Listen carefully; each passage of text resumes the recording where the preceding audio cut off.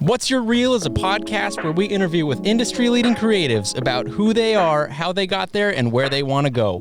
We invite you to join us on the journey as we roll their reel to learn about how these creatives are finding their way to success. Today, we are sitting down with my buddy Joe Lord. Hello, Joe. Hey, guys. Your mic's way too far away. Yeah, that was on purpose because you're talking right now. Okay, well, we're sitting down with Joe. Joe is graphic design, filmmaker, photographer, kind of everything. Yes. Yes. Apparently, and your company name? My company name? Yeah.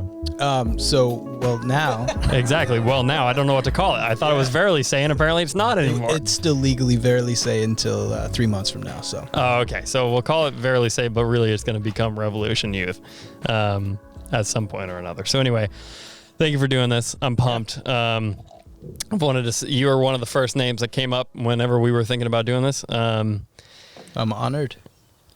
I'm glad. Why was I one of the first names? Because I'm easy? No, because you're accomplished. Oh, really? Yeah. Well, what's your definition of accomplished? Well, as a filmmaker, the fact that you grew up kind of in New York City, and then I'm still confused a little bit as to why you're in Vermont, but I'm happy to call you a Vermonter now, because Vermont's awesome, and we're only interviewing Vermonters, except we haven't really stuck to that either. All right, can I kick off this for our? Andy's sick of this. Yep.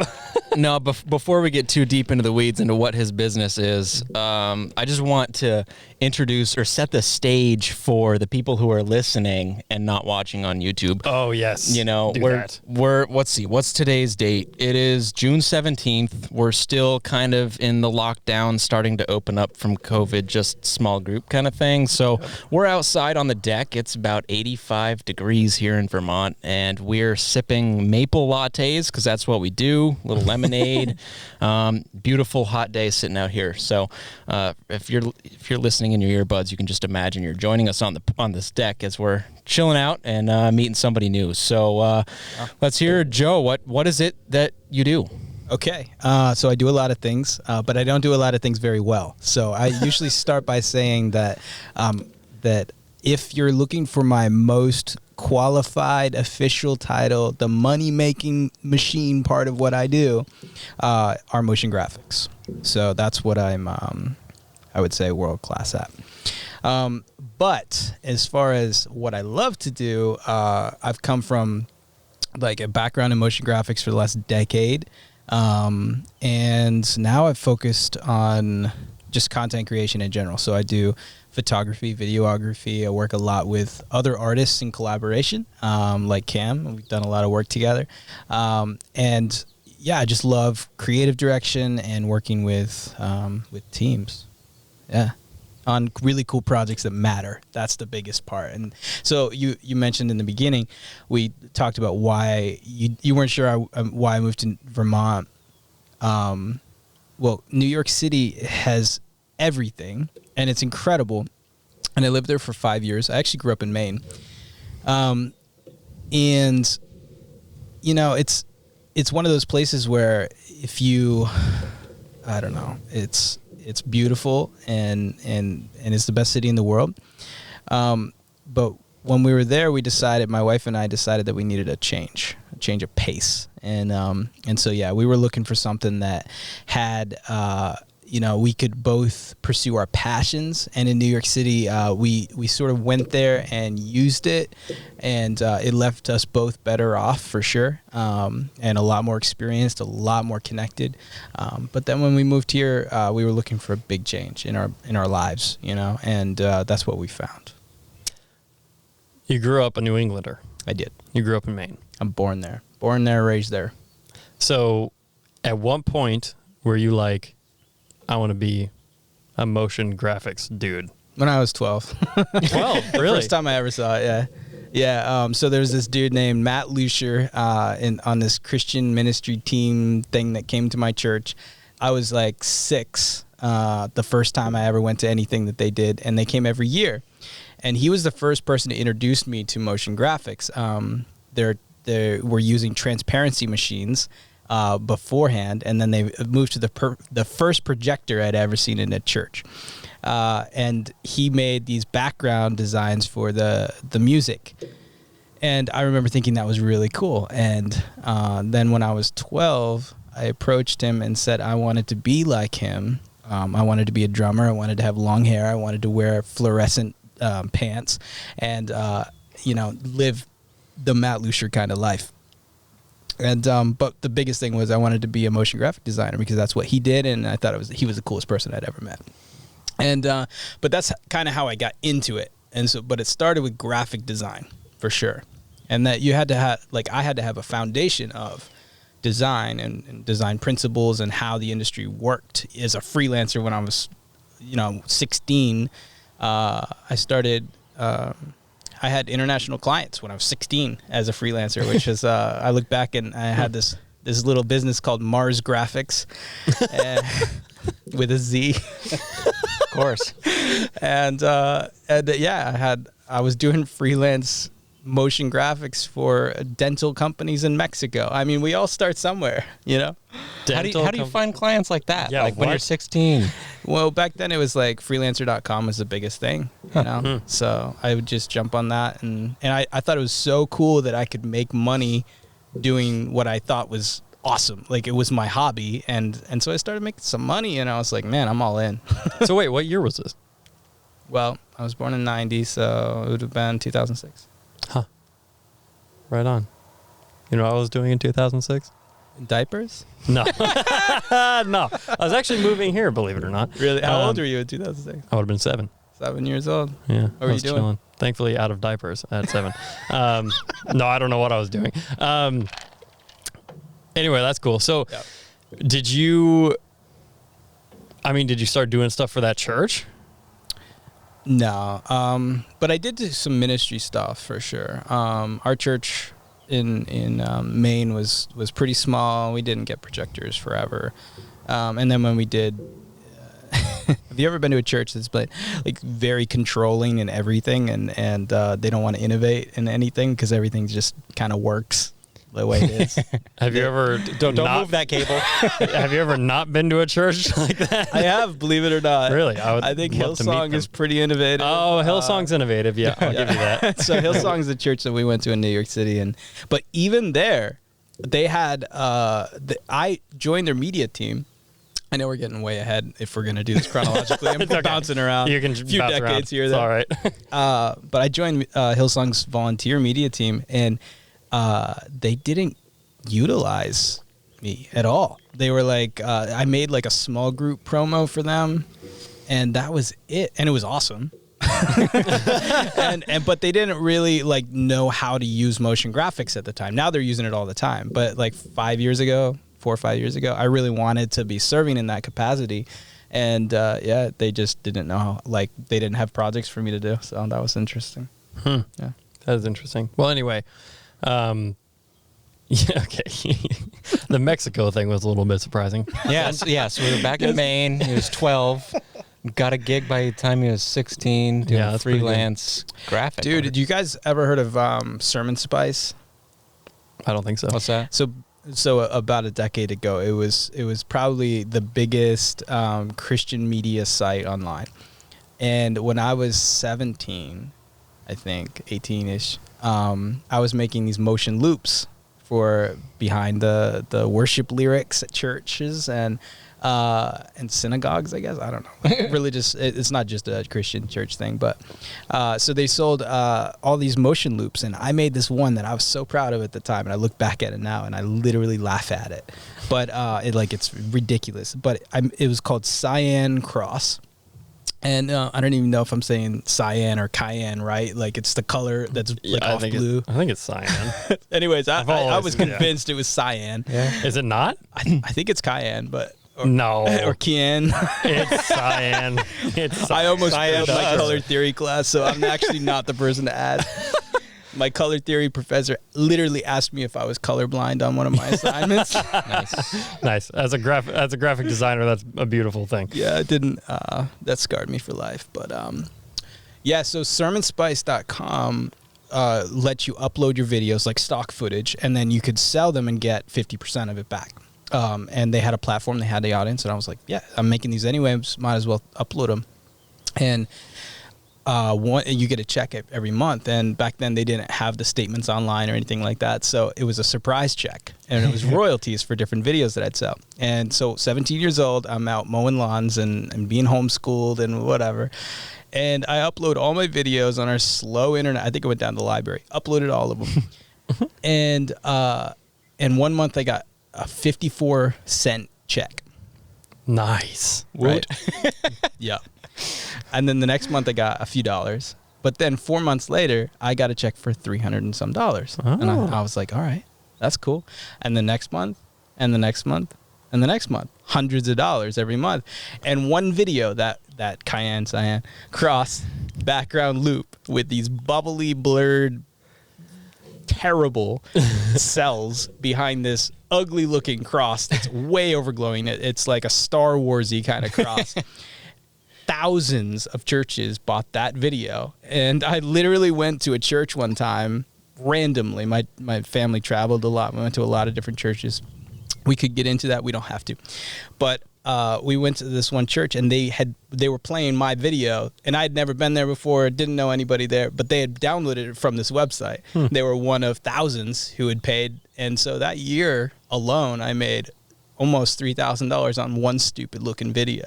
Wow. And that was when I determined in my mind that it was between that or mowing lawns, because that was my other side gig. I'm like, I'm going to do this. I really like it. Yeah. Yeah. Listen, kids. Yeah. That's not always how it works. It's true. That is not always. That's awesome. Yeah. And this is still when you were 16-ish? Yeah. Dang, dude. That's Yeah. super cool. You were in high school at the time. Did you? Homeschooled high school, yeah. Oh, you were homeschooled. All the way through, baby. Wow. Seriously? All the way through. I never knew that. Yeah. I didn't put off those vibes. Well, now that I think about no, Yeah, it all clicks. Nice. wow, that makes so much sense. No, I'm just Yeah, kidding. right. Hey, I'm not the one with the long socks on today Dude. and 85 degrees out. Okay, Andy's wearing jeans. First of all right, but farmer. You well, always yeah, gotta I was be gonna say prepared for farmer. work. You're going to hay after this. Yeah, right? that's right, yeah. So I guess you're dressed properly. Wow, homeschooled. Okay, well, my question was going to be if you took any like graphic design classes, but I guess that conquers that.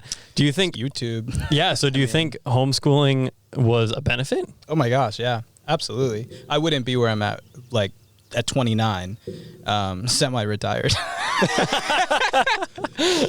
Don't tell my wife that. No, but I wouldn't be where I'm at if it hadn't been for that. 100%. My dad. So when I was 8 years old, I was building computers. Because my dad would bring back, he worked at all these banks and technology places, and he would bring back parts. And I have 5 sisters. And so 5 sisters would be playing Barbies and dress-ups and whatever. And I'd be building computers. And it was my only outlet of being able to, like, be alone and do my own thing. And so my first computer was a Windows 95. I don't even remember the specs, but I know that it didn't have more than 128 megabytes of RAM. Yeah, you could just stop at Windows 95. We know. Yeah. That's nothing. It was, and actually, the very first one didn't even have an OS. It didn't even have 95. It was DOS. And my dad taught me like the basics of being able to use a computer and play games on it without an OS. So it had this like worm game on it and all this stuff. Anyway, I was such a nerd, but I totally loved it. And my dad, all the way through from 8 years old, giving me those computer parts and helping me build stuff, to 16, helping me, he bought me my first graphic design software that Matt had suggested that we buy. And I started getting into that because of him. It was really my parents, giving me just the tools that I needed here and there that would encourage me to really pursue it as a passion. But as far as homeschooling goes, literally probably 30 to 40 hours a week I was doing design. Wow. So it was As a really kid. a hobby that you It just was gripped onto. everything to me. Yeah. My sisters were really into music. They still are, and they're they're phenomenal. You put me in front of a keyboard or guitar, I will embarrass myself very fast. And a microphone, I'm embarrassing myself very fast already. No, I'm you're sure. doing great. No. But no, I was into the geeky stuff, you know? Wow. Yeah. So homeschooled, you were a very motivated teenager. By the sounds of it, this is your passion. You totally gripped upon it. What was the biggest thing that really enabled you to make something of worth? That's a good question.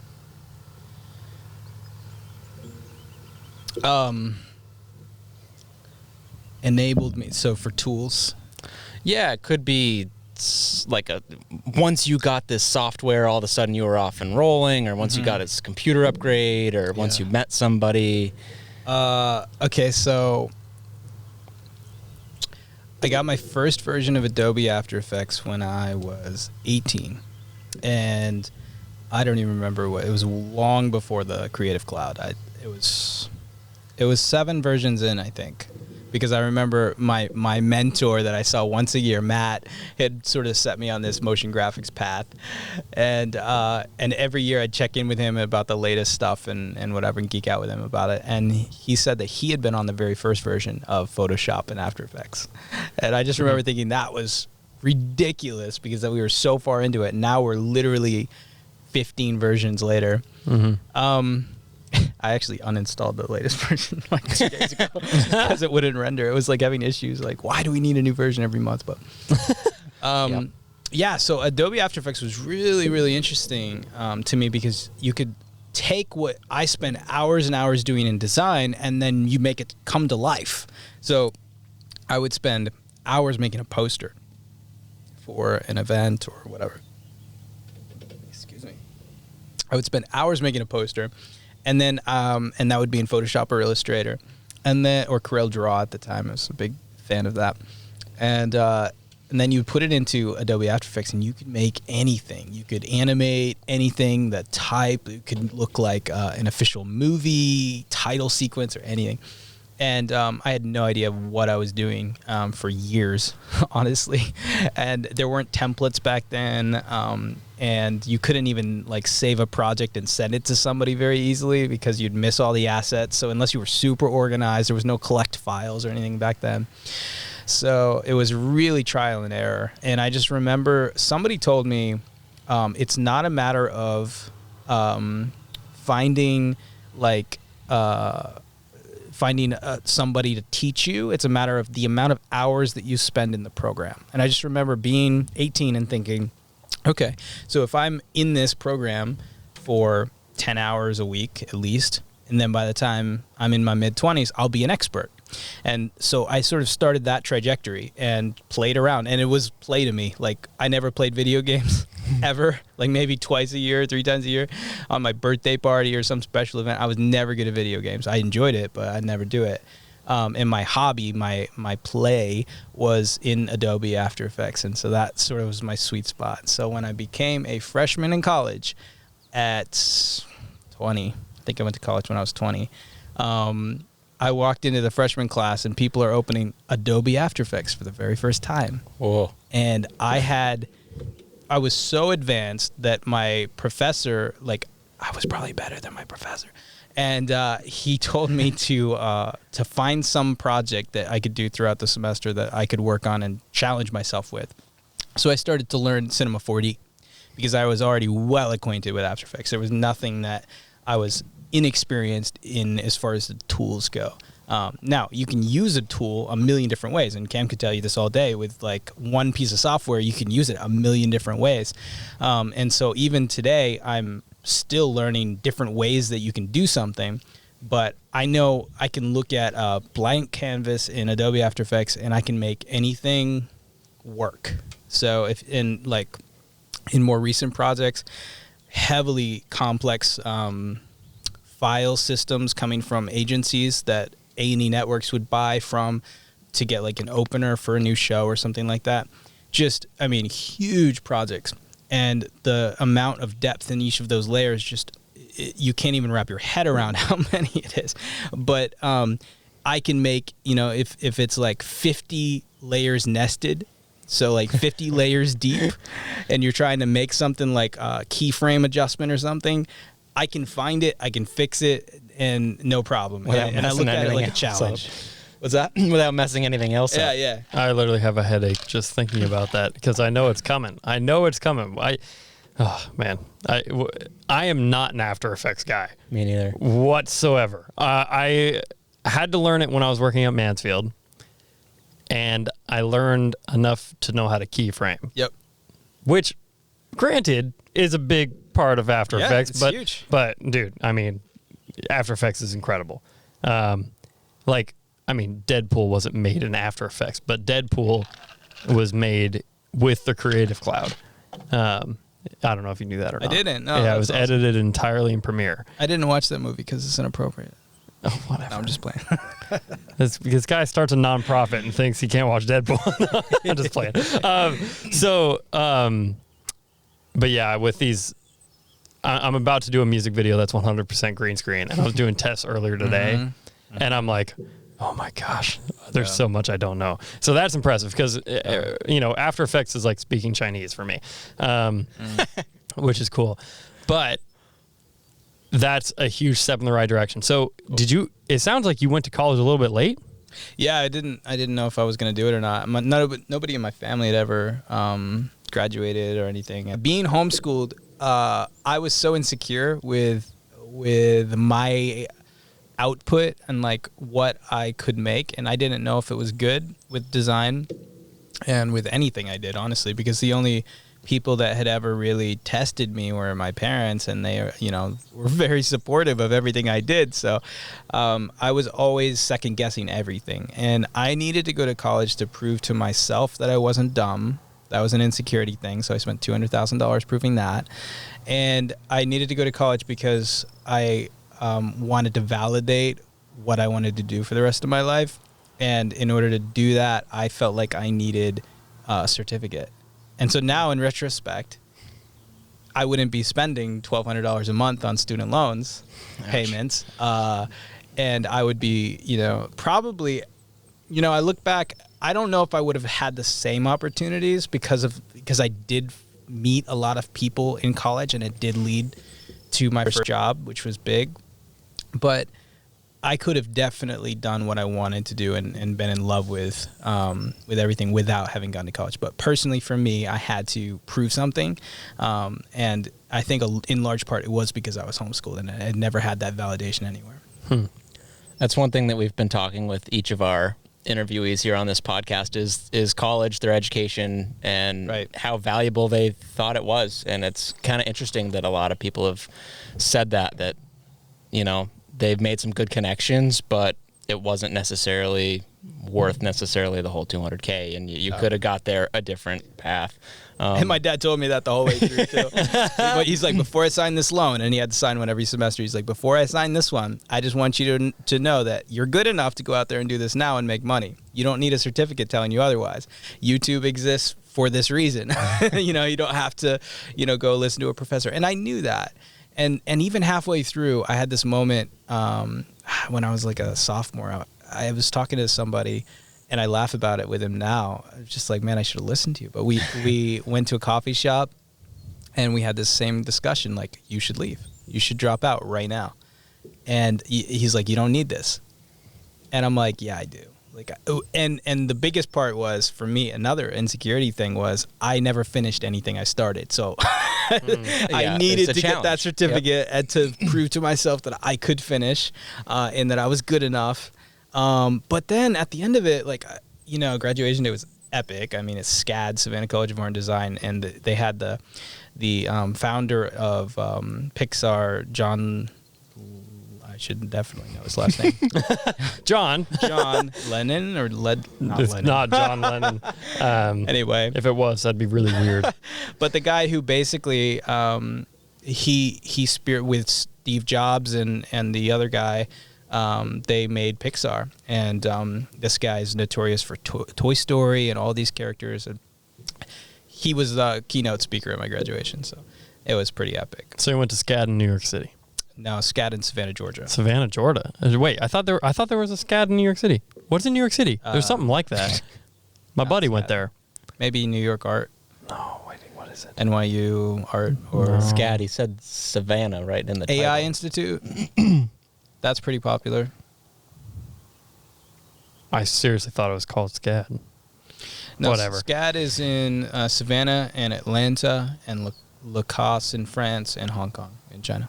Interesting. It's gonna. Whenever I remember, I'll interrupt you and make sure you know which school I'm thinking of right now. Oh my gosh! Sorry, it's driving me crazy. Okay, so what'd you do after college? I went right to work. So before I graduated, I had a job at the Today Show. So you went straight to New York City. Yeah. Okay, so you and I did a shoot in New York City Yes, we did. probably like a year ago.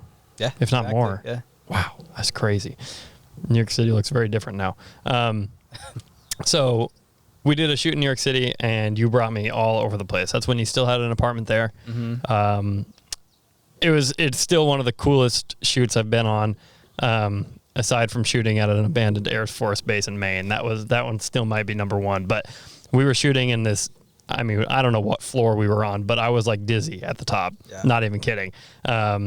Right over Times Square. It was so cool. Were you in 30 Rock with me, or Yeah. was that Columbus Circle, It was 30. It was the NBC building? no. Gosh darn it, my memory sucks. No, it was the. It was for the book launch, right? Is that what you're talking about?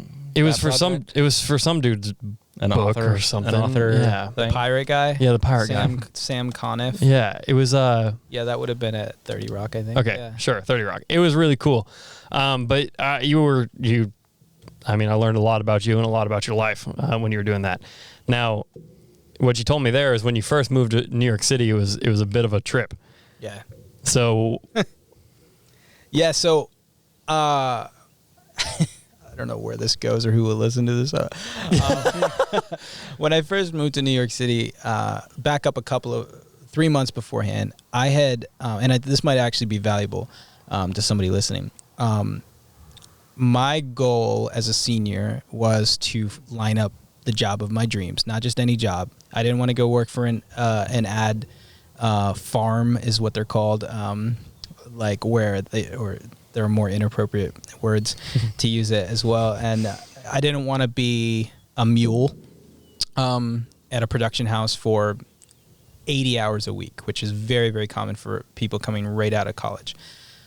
I wanted to go to a broadcast like a broadcast studio, and I wanted to, my dream was to get my work seen by millions of people, and so I talked to my professor, and I said, "This is what I really want. I want to go work at a broadcast studio in New York City."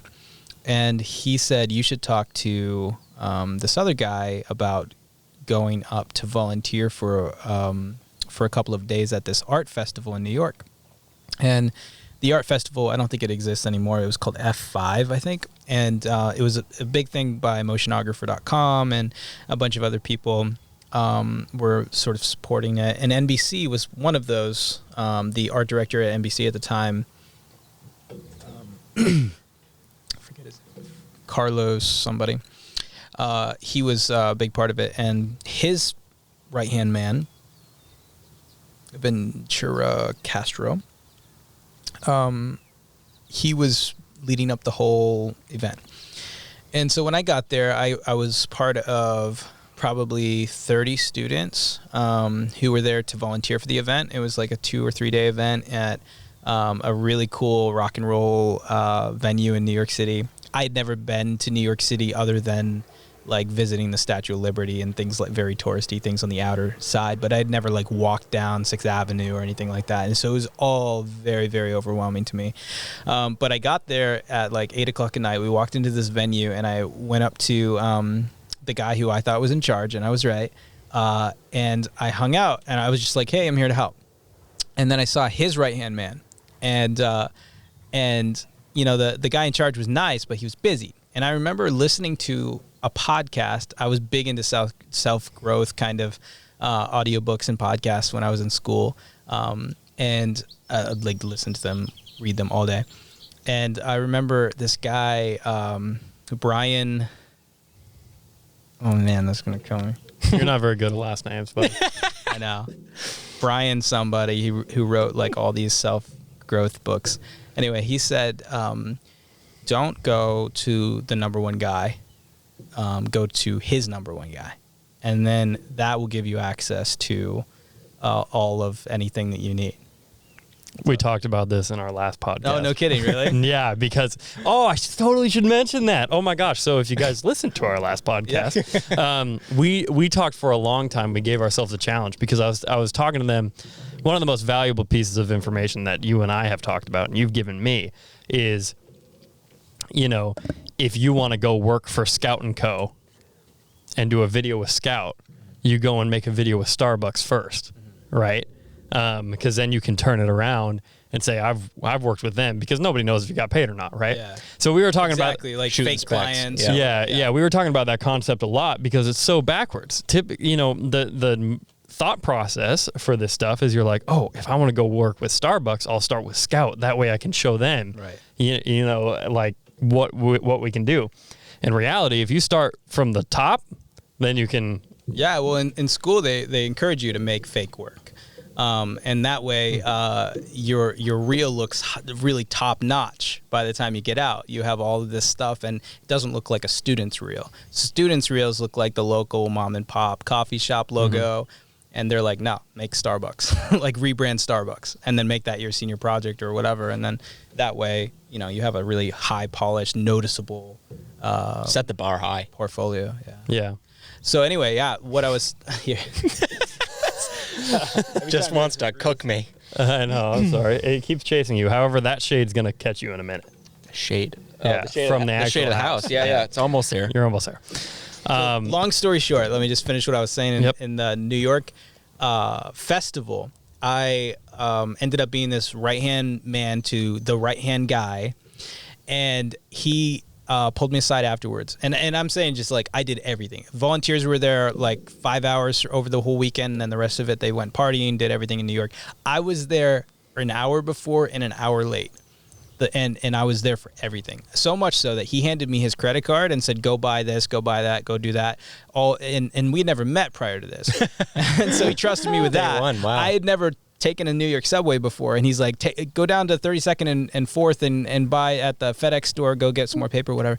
And I did it, and I figured it out. It took me a very long time. But I did anything that was necessary. And at the end, he was walking out, and I was still stacking chairs. Everybody else had left. And he hands me his card, and he says, I'm going to call you in a couple weeks.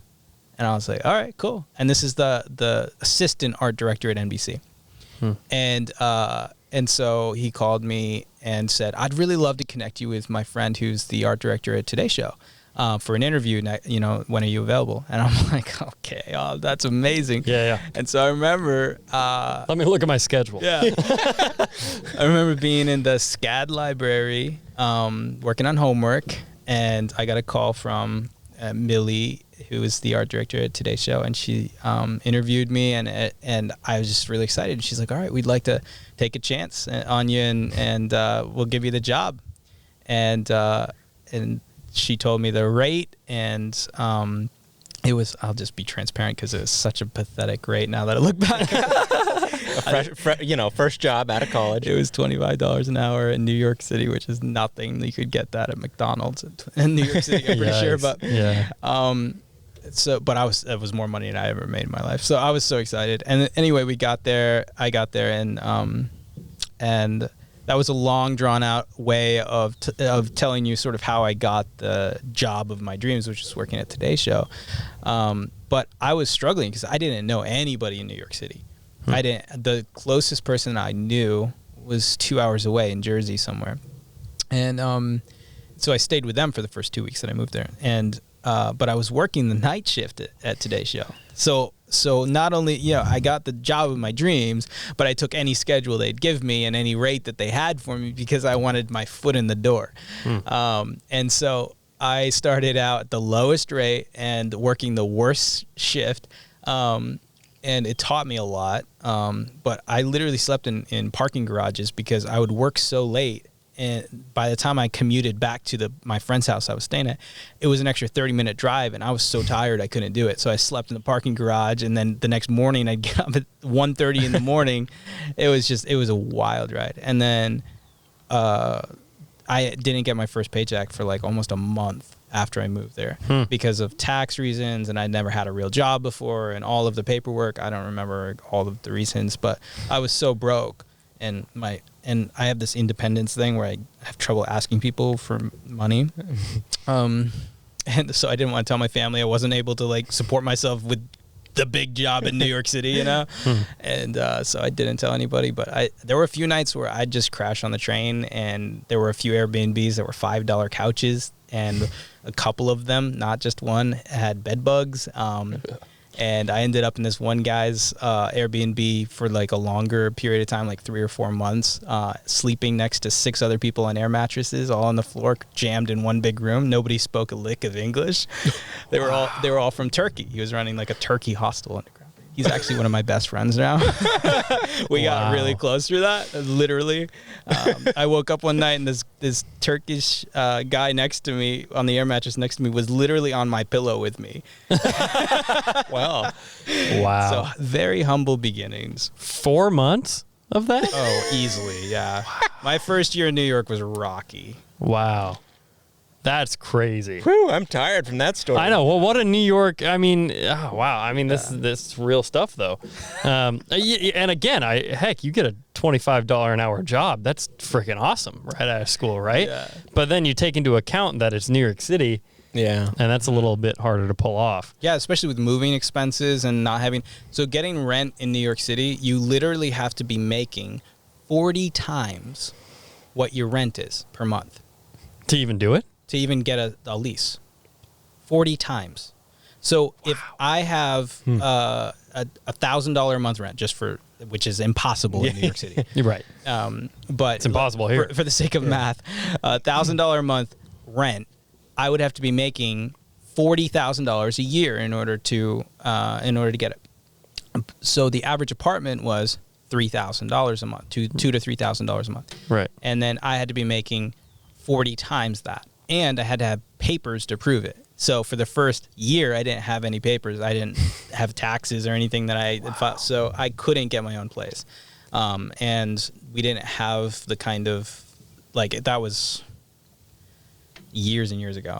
2015 is when I graduated. So yeah, 6 years ago. So what'd you do at Today Show for that first year? I was a graphic designer, mostly motion graphic designer. So they called me just graphic designer. I kind of resented that because I had a $200,000 degree saying otherwise.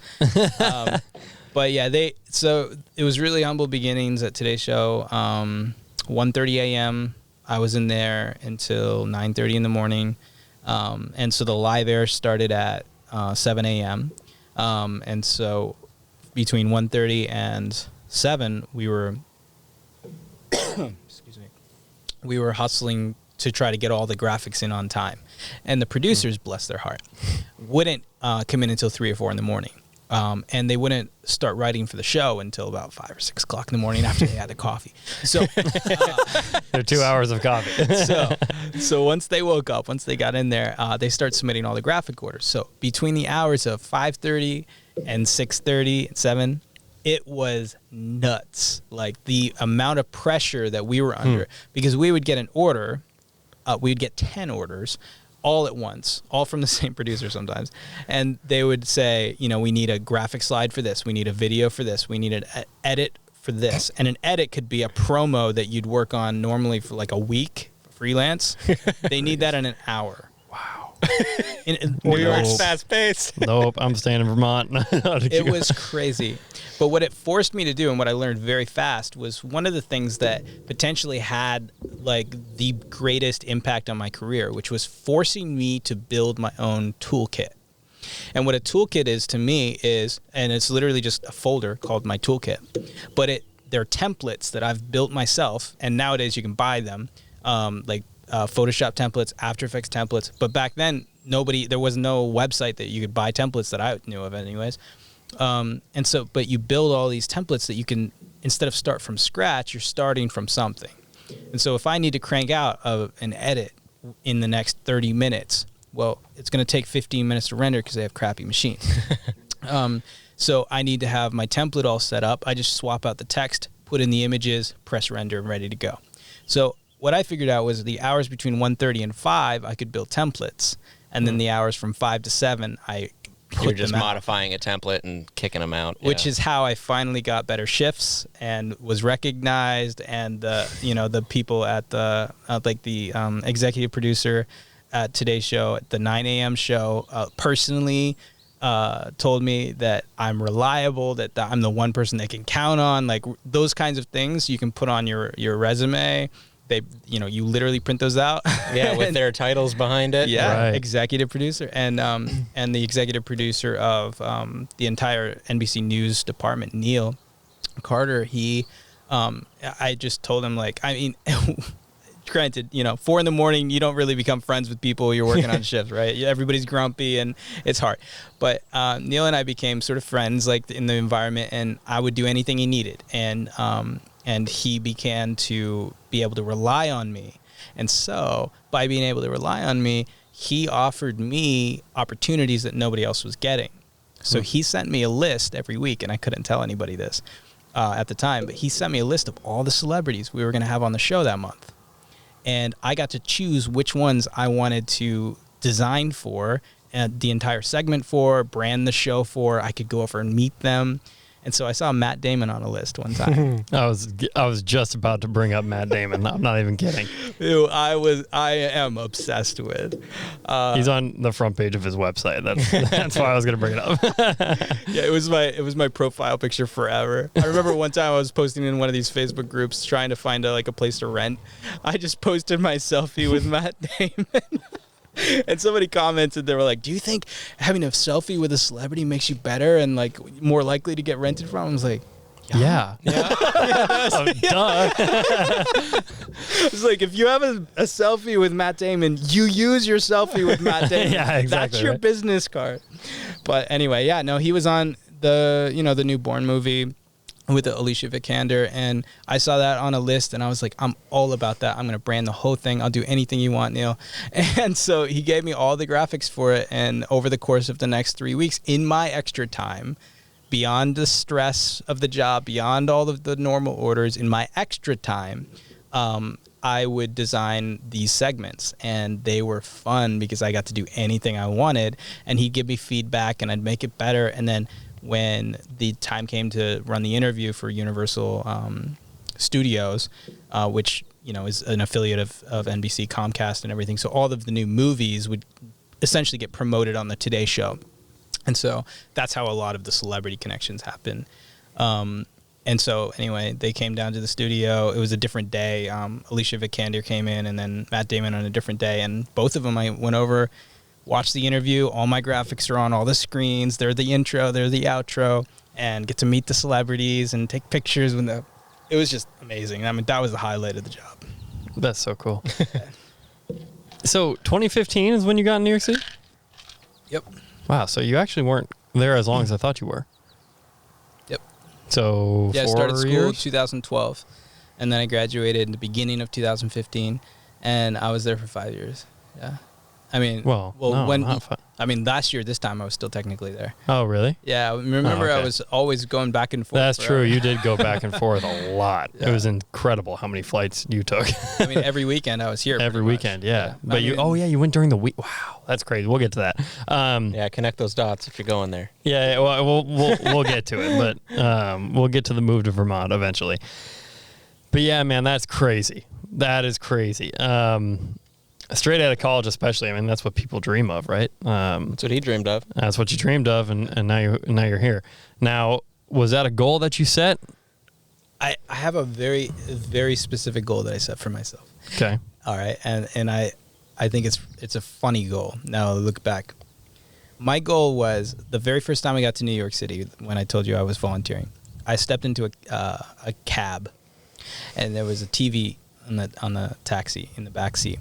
And I remember seeing the broadcast, whatever it was, Good Morning America, Today Show, whatever it was. And I remember thinking, that's where I want my graphics. Just randomly being able to jump in the back of a cab to see the stuff that I'd worked on.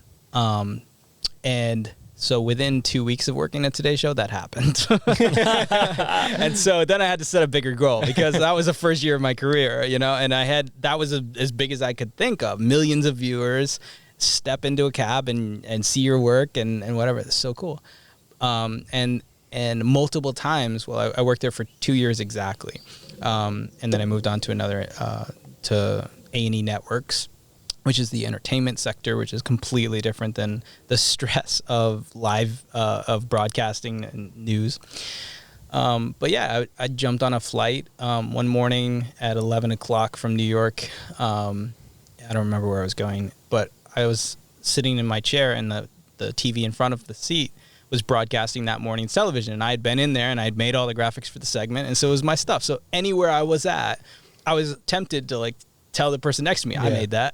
You know, I remember later on years later at A&E Networks, I took my honeymoon with my beautiful wife, Savannah, and we went out to Newfoundland and we were on a 19-hour ferry ride across the ocean. And it was 2 a.m. and I could hardly sleep.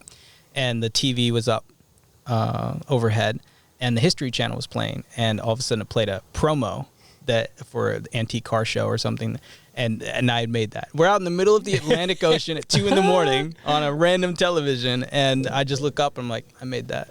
You know, it's just that crazy amount of influence that you don't even know where your stuff was seen was the dream, and it was so incredible. My other one was to go to Times Square at the biggest screen in Times Square, which is or was owned by Google, and it's like, I don't even know. It's more than a football field long, and to have my work on that, you know, at some point, and that happened multiple times while I was there in New York too. They went live, Today Show live in Times Square promoting the new app. That was the first time, and I just was like, holy shit. Yeah, that's amazing. so awesome. So I mean, what was your repertoire? Everything you did in New York City. Today Show, A&E, History Channel. Well, A&E owns a bunch of channels. Oh, so, okay. History Channel, Vice. The History Channel is a part of a bunch of other channels that A&E Networks owns. So yeah, that was a part of that. And then CBS was the other big one. So I was on the creative team. I was a senior motion graphic designer when I went to CBS. Now, the trick in New York City is this, and somebody taught me, I don't even remember who it was. I think it was a senior artist at NBC told me that in New York City, you can work 40 years in one skyscraper, and you will barely advance. You'll advance like every 5 years, you'll get a $5 raise, like nothing, you know? But if you bounce from this skyscraper to the one across the road, and then when you come back, they'll hire you on at a much bigger rate, at a much better position, because you'll have had the other experience and you'll just look more valuable. And so 2 years to the day at Today Show, then I went to A&E Networks. Nice. I've been watching him. He's been making a web for a while. Spider coming at him. Ruined his dreams. When I went to A&E Networks, I remember getting a phone call. They had found me on LinkedIn and they said, we love your work. We'd love to talk to you. I didn't even reach out. And it was I consider it like a God thing where I was really stressed at work and I needed a change in my life because of being newly married and all of these things. And so moving into the entertainment sector was exactly what I needed. And I remember they offered me a rate of $70 an hour and an apology saying that's all they could do. And I was going from 45 at that time with Today Show, almost double what I was making. They offered it and they apologized. I'm so sorry. That's all we can do. Maybe as you go on, we can give you more. So my rate doubled in the course of a week. And when I went there, then I go to CBS and I can say this is my rate. And this is my, this is my experience, and it just goes from there. So now I'm at like $170 an hour, doing, my freelance stuff. And now I can say, like, every time I get on a project, now I do take lower rates sometimes. Sometimes, you know, sometimes the work isn't always there. I'm there. I get it. Just got to say yes. But you also got to know what you're worth, and you're worth what anybody will pay you. And that's the thing. So if you tell somebody, you know, this project's going to be $15,000 and they'll pay it, then you're worth it. And the next project you say, this is going to be, you know, normally it'd be $15,000. What can you do? If they can't do quite that, maybe they can do 10. That's still twice what you would have done it for. Yeah, exactly. Exactly. I could have done it for 500, but we're not going to talk about that. Yeah, let's elaborate on that just a little bit, because that's something Cam and I chatted quite a bit about, is how you quote or how you set budgets on gigs or projects, and he's had a lot of influence from you on that. Valuing your worth. So yeah, but also he's had a lot of free projects from me too, right? yeah, right. Yeah. Hey, I'm giving you both sides. I'm like, yes, you should charge way more, and B, when you work for me, I'm not going to pay you. Yeah. No. Well, no, actually, you've done a lot of that for me. In the sense of you really set me on the path of big budgets and just making me feel like I could pull it off. Which was huge, because I remember we were sitting in your kitchen, in your first apartment here in Vermont, and you were like, I think I asked you, what do you think I make a year? okay. And you said a number that was like about that number more than I make a year. And I was like, really? like really? Because it was a number that, I think I can share this. You said 300,000 a year. I did? You did. I don't know if I would have guessed 300,000. Okay, well, don't take it back, you jerk. I'm trying to don't choose your next words wisely. No, but you said something like, or you said something like you could be making $300,000 a year. I showed you the Envision Providence video, right? That I did for, I'll say, between 2,000 and 3,000. It may just happen to be right. Hurts. May just have to be. It may that be was right. a great project. You should have charged like 10. For that. So when I asked you about it, I told you the scope. I was down there for X amount of days. It took X amount of days to edit, and you were like 12.5 or don't do it again. Yeah. And I was like, okay, here we go. You know, and finally we're inching closer to that. But that gave me a whole lot of confidence, honestly. Of good. You know, and ever since then, I don't get jobs in Vermont anymore. Well, that's the thing. Yeah, right. Like, isn't a lot. He's saying your worth is 12.5 for that project with New York glasses on. You know, I don't think those opportunities of CBS quality are around. Yeah. But. Well, give or take. So here's the thing: we have Boston. Boston's part of New England, and you can't think state lines. State lines don't matter. You can do work in any of the 50 states or other countries, and you'll be surprised how many other countries will hire American designers in a preference just because of the education that we supposedly have. So I have a great college education. Yeah. Yeah. The College of YouTube. Yeah, exactly. Well, you put all of that money that I spent in school loans, you put that into gear, and so I'm extremely jealous. It's okay. That's why you know me. No, that's not why I know you. Yeah. So like finding your worth, and so the other day I did a project for Dartmouth College, my first Ivy League college. That's here in New Hampshire, right next door. And the guy called me up and said they've been looking for a motion graphic designer. They really want to do a high-end spot for their alumni. And he's like, so what's your rate? How do you do it? And he wanted to hire me freelance. And I said, well, typically, this is my rate. And I gave him the New York rates. And I'm like, I'll be honest, this will be my first New England project. And so I'm not super acquainted with like an hourly freelance for a senior motion graphic artist in New England. And so we settled on 70. And I feel like it was very fair for the project we did. I ended up making almost $1,800 off of it was about a 30-second spot. And that's, honestly, I would have done that in New York for the same amount. So that was reasonable. And it was just me being willing to be transparent and saying, like, this is what I'm worth. This is what I normally charge, but I'm willing to work with you. I'm not going to take $25 an hour. I'm sorry, I don't have time, but I'll work with you to get to a place where it's going to be a win-win. You know, Yeah, you kind of set the bar and then was like, well, I'm open. Yeah, and I've also heard like never be the first person to bring a price. Yeah. And that has Yeah. worked for me as well. The Yep. gig that you came to in New York. I shouldn't have said their name. I can take it out. This company that you did a gig for me in New York City. We had talked originally on the phone. I had done some free work for them pro bono because they're a nonprofit. I had donated 20 hours worth of motion graphics. That was 2 years ago. Then the next year, because they're based out of London, they don't know American designers, videographers, whatever. They called me. And they said, we're looking for videographers in New York City for our lectures. And I had never shot a lecture in my life. But I said, I have a team for that.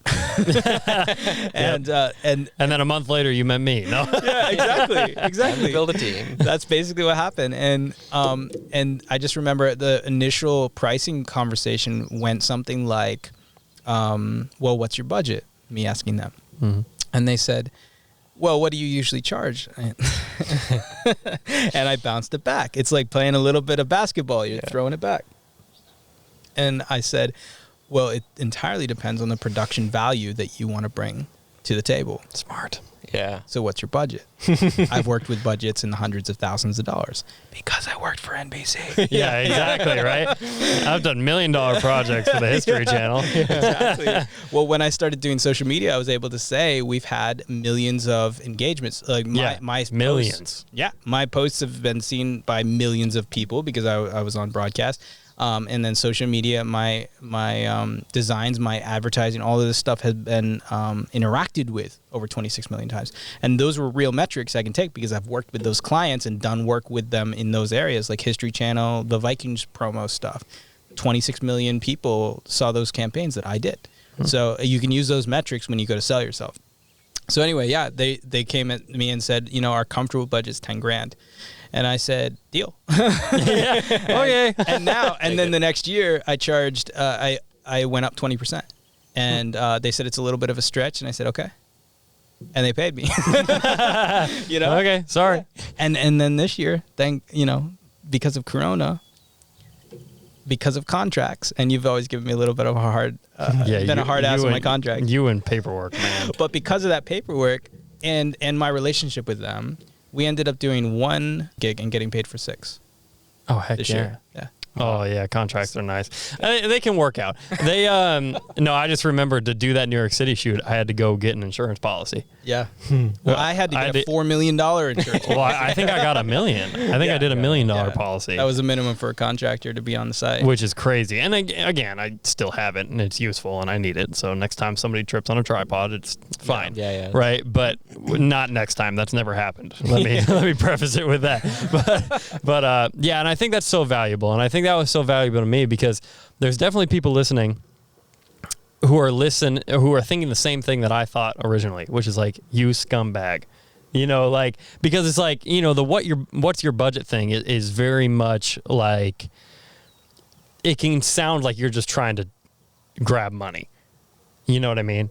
Yeah. But it takes something. It takes a conversation with you is what it took for me.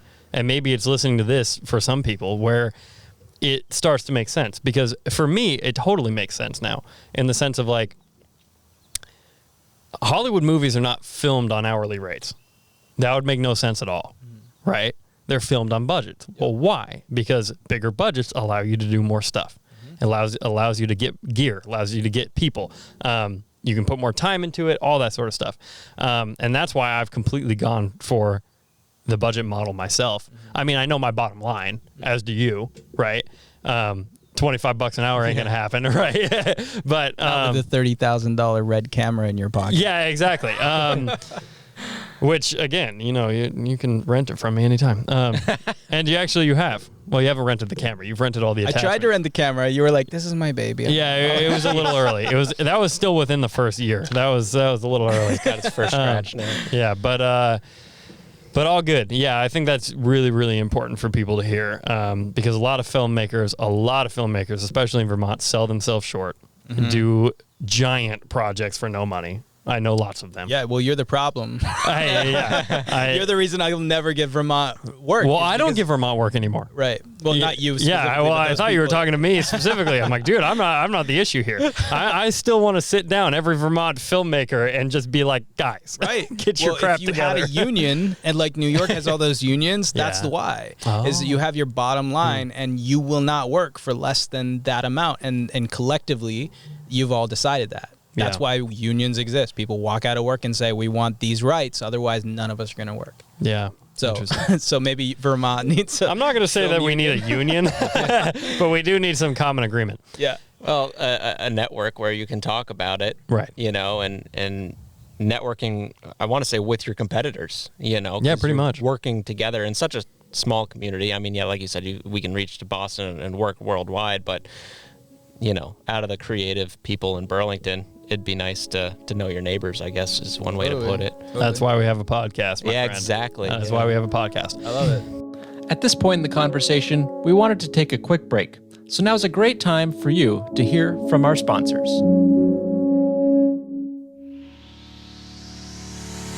Hey, my name's Andy Chamberlain, and my wife Kylie and I are owners of a microfarm in Vermont called Pepper's Patch. Named after our dog Pepper, who we love so much and makes our world a happier place. We love growing plants and making others feel better too, which is why we grow cut flowers to share smiles and cultivate CBD hemp to make a local CBD oil you can feel good about. We also sell hops, catnip, and eco-friendly decor. So be sure to follow us on social media and check out our website, pepperspatch.com, to see what we're up to. You can shop online, and we offer shipping, curbside pickup, or you can meet us at the Jericho Farmers Market on Thursday afternoons. If you have a question, just ask, and if we've never met, we'd love to meet you. For you, for our planet, thank you from Pepper's Patch.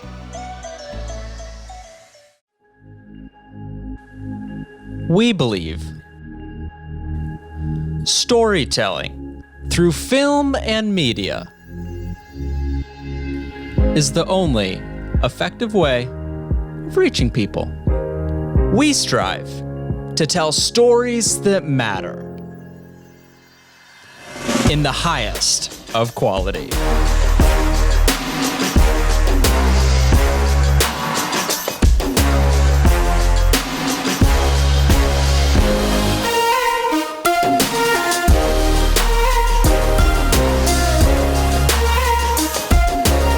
Visual storytelling through film and media.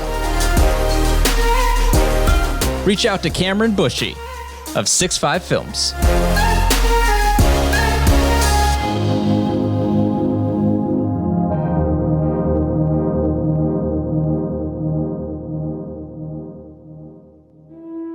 When you were negotiating, there's a little bit of back and forth because you didn't want to throw the first number. And I think a lot of that is, what is the client's expectations? What are they looking for? Because what they're looking for may be 10x what it actually costs, because they have no idea. Now in New York, I'm sure they've got an idea of what a production costs, but I think, like you said, up here, a college, that's a huge problem. they don't even know. For sure. Yeah. So I think that kind of helps, knowing their expectations before you throw a number. What's your experiences with that? Yeah, that's a good question. Generally speaking, I ask for a reference of what they're looking for. Usually when a client reaches out to me, they'll ask, they'll say, hey, are you able to do this? Which is usually a promo or a variety of different things. But if it's video related, especially, but also motion graphics, I'll say, absolutely can do. And it would be really helpful if you provided some references in work that you really like. That way we're all on the same page from the get-go. Now, in industry standard, it would be, we would develop a storyboard from that. And the storyboard could be drawn or photographed, or it could be like an animatronic kind of layout where it's literally like animated with stick figures or whatever, and it shows the client like, this is the direction, this is the entire product, where we're going to go. For a high-end product, like $50,000, $100,000 projects, which exist, and I've been on them before, and they're a lot more basic than you'd think. I did a gig once for Infor, which is the biggest company you've never heard of. $1 billion company. And their headquarters in New York is like Tony Stark's headquarters in New York. It is sick. And they have a studio built into this really, really awesome office building, and it's called Hook and Sync Studio or something like that. Hook and Loop. And it's their own, and this is a very common thread amongst corporate companies in 2020. And just a couple of years ago, Airbnb started leading the way, I think, in this, and building your own production team instead of hiring out. Put your millions of dollars into your own gear and your own production, and just run your own team, and don't freelance out as much. Don't hire out agencies is the big one. But anyway, Hook and Loop hired me to work on this infographic-y kind of video shoot that they did. And they invited me to all these folders on Dropbox, and one of them was the budget folder. And I mean, they invited me to it. I'm not going to not look at it. I was just curious because from a production standpoint, running my own company now, I wanted to learn these numbers. They had paid $300,000 for this production. It was a 30-second TV commercial spot that they ended up scrapping. Whoa! Ow! What? They paid me $3,000 or $4,000 over the course of a couple of weeks to work on the infographic-y kind of stuff. And at the end of it, the last 3 days I was booked there, I wasn't working. They had scrapped it. They said they wanted to go a different direction. $300,000 had already been spent. You already got paid. I already got paid. They had already flown the whole team out to California to shoot it. They had already rented the studio. They already paid the actors. They already gone to all of these different places, and $300,000, and it was nothing. Nobody lost a job. Wow. It was nothing. How'd that make you feel? I felt used. When I knew that the production budget was that and I was getting paid this, I was like, I'm just a pawn. And that moment in my life changed the trajectory of where I was going, because from that moment on, I decided I was an agency. I'm not an individual. Thus, Verily Say. Yep. Incorporated. Yep. Where we charge $30,000 for a motion graphic video that I can hire somebody to do for $300, because we can. If you can find this person to pay it, that's what. So that made you sound like a scumbag, but I hope people understand where you're coming from. Let me get something very clear. Vermont and New England in general, it's okay to make money. Yeah. You know, Mark Wahlberg's in Boston. He's a multimillionaire. No one's hating on him. Yeah. It's okay to charge a lot of money for something that's really good. And it's okay to charge a lot of money to somebody who will pay it for something that's, you could have done better, but whatever. You could get somebody to mow this lawn for you. I would do it for next to nothing, because I think it would be a blast. We talked about that the other day. But you could hire a team of mowers to come in for $3,000 a month and mow this beautiful lawn every single time it needs to get mowed. Or you could pay them $30,000 every single month to mow this lawn and weed whack every single time, and it's going to look amazing. But you wouldn't notice the difference, really. But you're willing to pay the extra because you have it. And I'll take it. That's the difference. There's no bougie kind of, like, bougie is a New York term. You guys are way too white to know what that is. I've heard it in this bougie mentality is like this upper class elitist. Oh yes, I pay them $20,000 to weed whack my gardens. Like that's bougie kind of thing. Dude, there are enough bougie people with lots and lots of money who I don't have a problem taking money from. The people, I would rather take $30,000 for a mediocre project and smile about it, and then be able to offer a nonprofit that I believe in, like One Child, completely free. I fly out there, I shoot with them for a week, I go to the Dominican Republic and meet the kids and create $20,000 worth of content for nothing. Give it to them. And I can, because I charge clients who can pay more. And so it circles back around. Nothing wrong with making money. Really enables you to do those other projects that make a bigger impact. Which is my dream now. Which is what I love to do now. How do you get past giving people budgets, getting doors shut in your face? Yeah. Okay, so like if a client says there's no way we're going to pay $15,000 for that. Basically. Yeah. I say, cool. Well, call me when you can.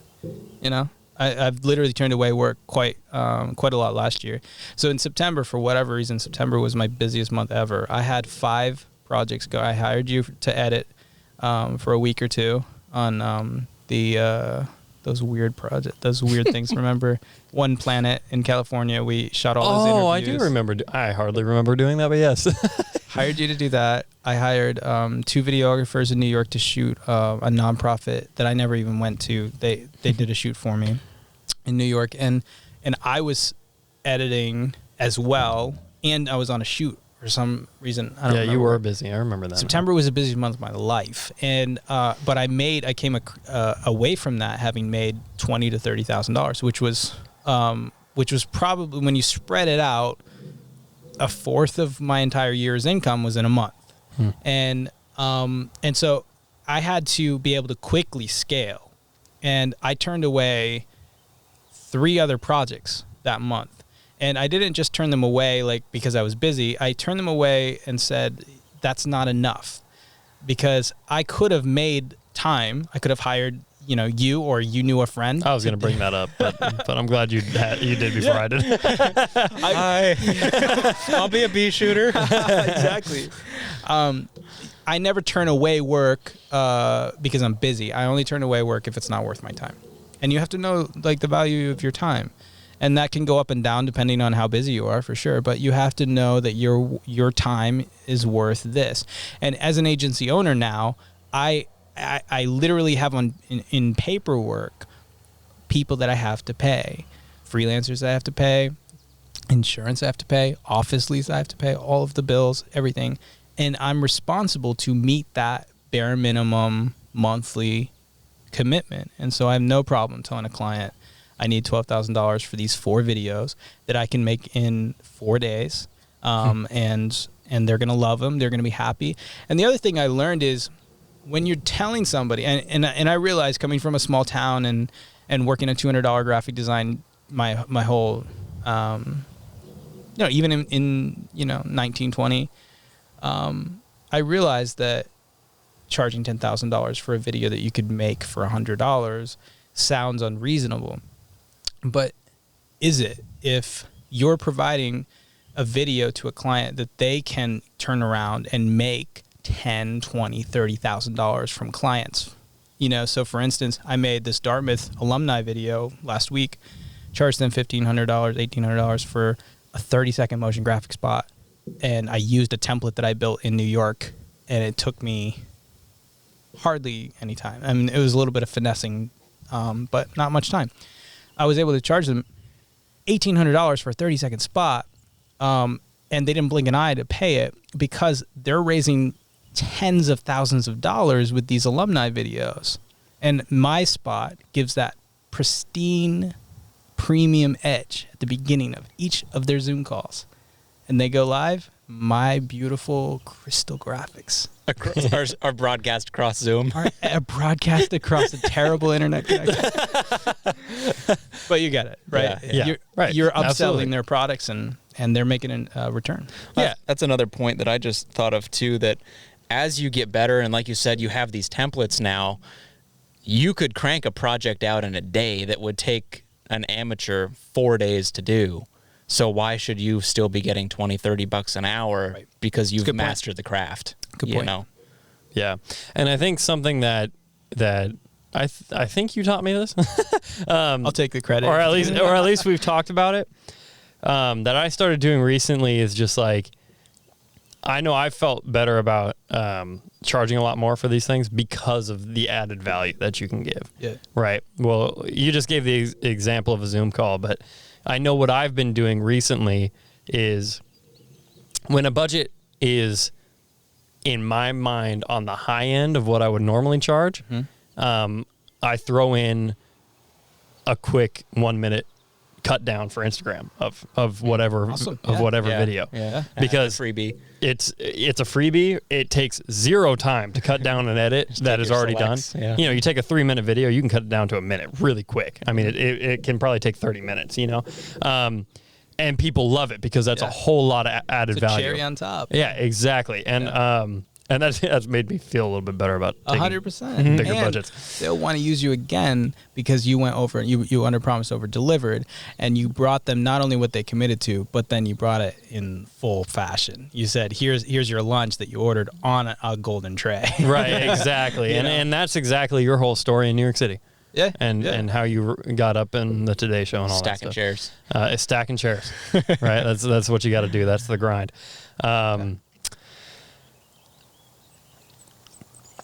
So you're coming to the end of your time in New York City. Mm-hmm. I think we've hit on everything in New York City, right? Oh, man. Everything from the $5 beds to Yeah, the the wins. only thing that I started being, I thought I'd throw this in with New York. I was very discontent with what I was doing because there was no why. It wasn't just for me in my personality type, and I've realized that not everybody's like this. Not everybody's wired like this. But for me, I needed to, at the end of the day, be able to go home and know that what I had contributed had made a difference in the world. And broadcast news kind of had that, where we were reporting a lot of school shootings back then. Thankfully, not so much right now. Fingers crossed. But we were reporting like breaking news every day, and people would die. And people being informed is worthy of your time to make, for sure. And yet, I needed something that was gratifying and sort of fulfilling my inner calling, which I had felt like was New England's youth for a long time. Being able to come back to New England and give back and show kids who work at gas stations, and nothing wrong with that, but showing them that there's such a bigger world out there. I mean, I have friends, you have a friend here too, who had never been on an airplane before. I'm still working on that. I know. Well, we booked tickets to Greece together, and then I know, and then Corona. COVID. Showing kids, teenagers, youth in New England that there's a greater world, that beyond your small town mind, beyond all of everything that you think is wonderful and amazing here, there's so much more opportunity. And you can truly do what you love, exactly what you want. Like, look at you, for instance, Cam. Cam is, we talked about this, a few months ago, and we're talking about your niche. Trying to figure out what you really would love to do. And we figured out, or you figured out, that it's motocross, working with. So talk a little bit about that. Well, it was motocross and ministry, I think, is what we came to. And so niche. Yeah. It exists. It does exist. You can do it. Yeah, and this is the first time I've told this story publicly, which I'm very excited about, and I can't wait to show you two the video. He just practiced his interview skills on you. Yeah, It's turn there. Congrats. So, and I will talk about it. A little bit of background on Andy that I forgot to mention. Video guy, has a video company. Also valuable information. Also rides dirt bikes. An hour and a half in, you get to my bio. Yeah, sorry. Introduce him. Thanks. Also rides dirt bikes. I should have mentioned that. But anyway, yeah. So I grew up racing motocross. There's a dirt bike track behind us that you can't see, but the town is after us, so that's a whole nother. We'll just say it's getting reshaped. It's getting reshaped. Moved a little further. Yes. To the Just west. call it a golf course. They'll all be about it. Yeah, and I'm not going to get political. So, but I easily could right there. So, my company name is 65 Films. Shameless plug, but that's because my number was 65 when I was racing dirt bikes. So anyway, we came to the conclusion that, I want to film dirt bikes because my original plan when I was a kid is I wanted to go pro racing motocross. I quickly became that. That was not going to happen. I quickly came to the realization that wasn't going to happen. So, and I obviously fell in love with filmmaking even more. So that's all good. But you and I talked about that, and I DM'd a pro supercross racer on Instagram, and I knew he was starting vlogging on YouTube. Yeah. So he had a need for video. His vlogs were a little bit subpar. No offense, AJ. But him and I have had quite a few conversations since about how to make them better and all that good stuff. Basic filmmaking technique. Exactly. Like shoot from the shadow side. He was like, what do you mean? I was like, just do it. Trust me. It looks way better. It doesn't make any sense, but it looks better. So I DM'd him and I'm like, hey, you know, I had made a quick little video with my buddy on the track at my house. Yeah, I remember that. And shot at Josh. it. You know, all I did was shoot it in widescreen at golden hour, so it looked amazing, right? And then in red, right? and It was red, super yeah. I shot it slow-mo. on red and 120 FPS and 4K, so that helped too. But You know. but so I sent him this video. I sent him the video that I did with a motocross mechanic for a shop, and I was like, "Hey, I've done some stuff like this. I kind of want to get in the motocross industry. Would you want to make something? I know you do YouTube and social media presence, and he's got more followers than some of the top pros, you know, which is cool. So anyway, I was like, would you consider doing something? And he immediately wrote back and he was like, heck yeah, well, let's do something. And I was like, okay, this is sweet. That's awesome. I'm talking to a pro supercross racer right now. And Because all I've- you did was ask. all I did was ask. Oh my gosh. Not just. Let me elaborate on that. You didn't just ask. You were willing to put yourself out there and say, I'm good enough to work with you as a professional and you need my help. Yeah, And so basically. you didn't just ask, like, hey, I'm a big fan. I want to Right. be part of Yeah, it. exactly. Yeah, you didn't fanboy. You went out there, you gave him examples of your work that you worked really hard on. And then you sent that to him and said, I would love to help you look even better because you are a professional, whatever. And then this opportunity. Well, that's exactly it, and that is something I guess valuable to say is the immediate pitch was, I know you're trying to grow on YouTube, and I can help you with that. Yeah. That was really what it came. That was There's a my need. first. Found the address, need that yep. he had. If I could pull up my first message, I'd show it to you. That's exactly what it said. So yeah. So anyway, he was like, "Let's go shoot at Gillette Stadium for Supercross." That would have been the coolest freaking thing ever. And then this little virus started going around, and that got canceled. So anyway, long story short, this was months ago. 2 weeks ago. Don't worry, I've quarantined for 14 days. So 2 weeks ago, I went down to West Virginia with him. He teaches motocross schools in the off season when he's not racing. So, and obviously all the races got canceled and pushed back and all this stuff. So he was teaching school down in West Virginia, and he's like, "Hey, let's shoot it. I'm doing this rider appreciation thing. There's going to be a ton of riders, whatever, all good stuff." And I was like, "Sweet." So, you know, he got me a place to stay, all this good stuff, and I went down. And I ended up shooting him 3 videos instead of the one that we Under agreed promise, upon. over deliver. Exactly. You have so much content anyway. Yeah, I know. So we did one video for the school, which I shot, and it was great. I didn't shoot any interviews or anything. Shot him riding. I made that a little 45-second video, and then I made like a 30-second video of him riding one-handed because he's crazy good at riding one-handed. It doesn't make any sense. I have no idea how he does it. That's so cool. He literally hit like a 100-foot table one-handed. I was like, oh my gosh. Balanced. But anyway, so this is where it gets cool, right? So there's, for people who don't keep up with dirt bikes, it probably is nothing to you. But there's a company called Verbmoto. Verbmoto is the mecca of good dirt bike videos in the world, okay? And he's buddies with the 2 guys. Yeah. And I mean, these guys make all the motocross videos for Red Bull. They have their own Verbmoto thing that they just started back up, and all this stuff. And he's like, I'll put you in contact with them. And that's all I've ever wanted. So, now we're making moves, And where the story gets really cool is, this, I have no shame in saying that this was a free project. Not with somebody of that caliber. Yeah, exactly. All expenses paid, but free project because I wanted my foot in the door, right? Now, I start talking to him, and I knew that he, this past weekend, was coming up to do some more schools up in Vermont. And I was like, hey, I'm looking at all this footage. I'd love to get an interview with you to help out the narrative and all this stuff. I have a studio in Vermont, and I know you're coming up here this weekend. And anyway, he comes and he shows up at the house on Friday, and he's like, can I stay here? And I was like, well, sure. So he stayed here for like 4 days. So we. Dude, that's wild. No, it was completely wild. I brought him around Burlington and like Yeah. showed him Burlington. That's He just so stayed in my guest cool. room. We watched the Supercross race together, and like, oh my gosh, it was awesome. He's such a dope dude. But now we have this awesome relationship. Now you have chemistry that goes beyond Right. just a Right, jam that right. you- Right, yeah. exactly. So now we have this awesome relationship where he posted one of the videos and all of his sponsors started following me.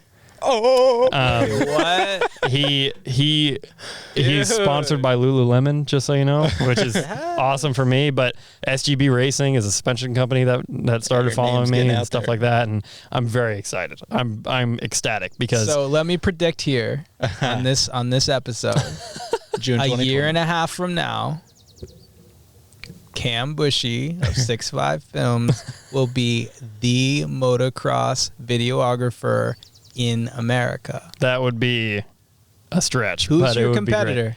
The two guys that he's hopefully going to put me in contact. Two guys that he's with. putting you in contact with, which will be a collaborator. Right. Yeah. And boom.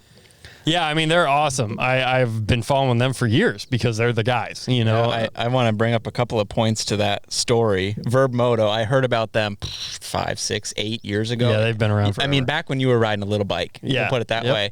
They used to do a video competition. Of editing contest. Yeah, they'd send you footage. Yep. You I did edit that it and then twice. submit it. Yeah, so you did that. So that was Yep. kind of cool. Did that a couple times.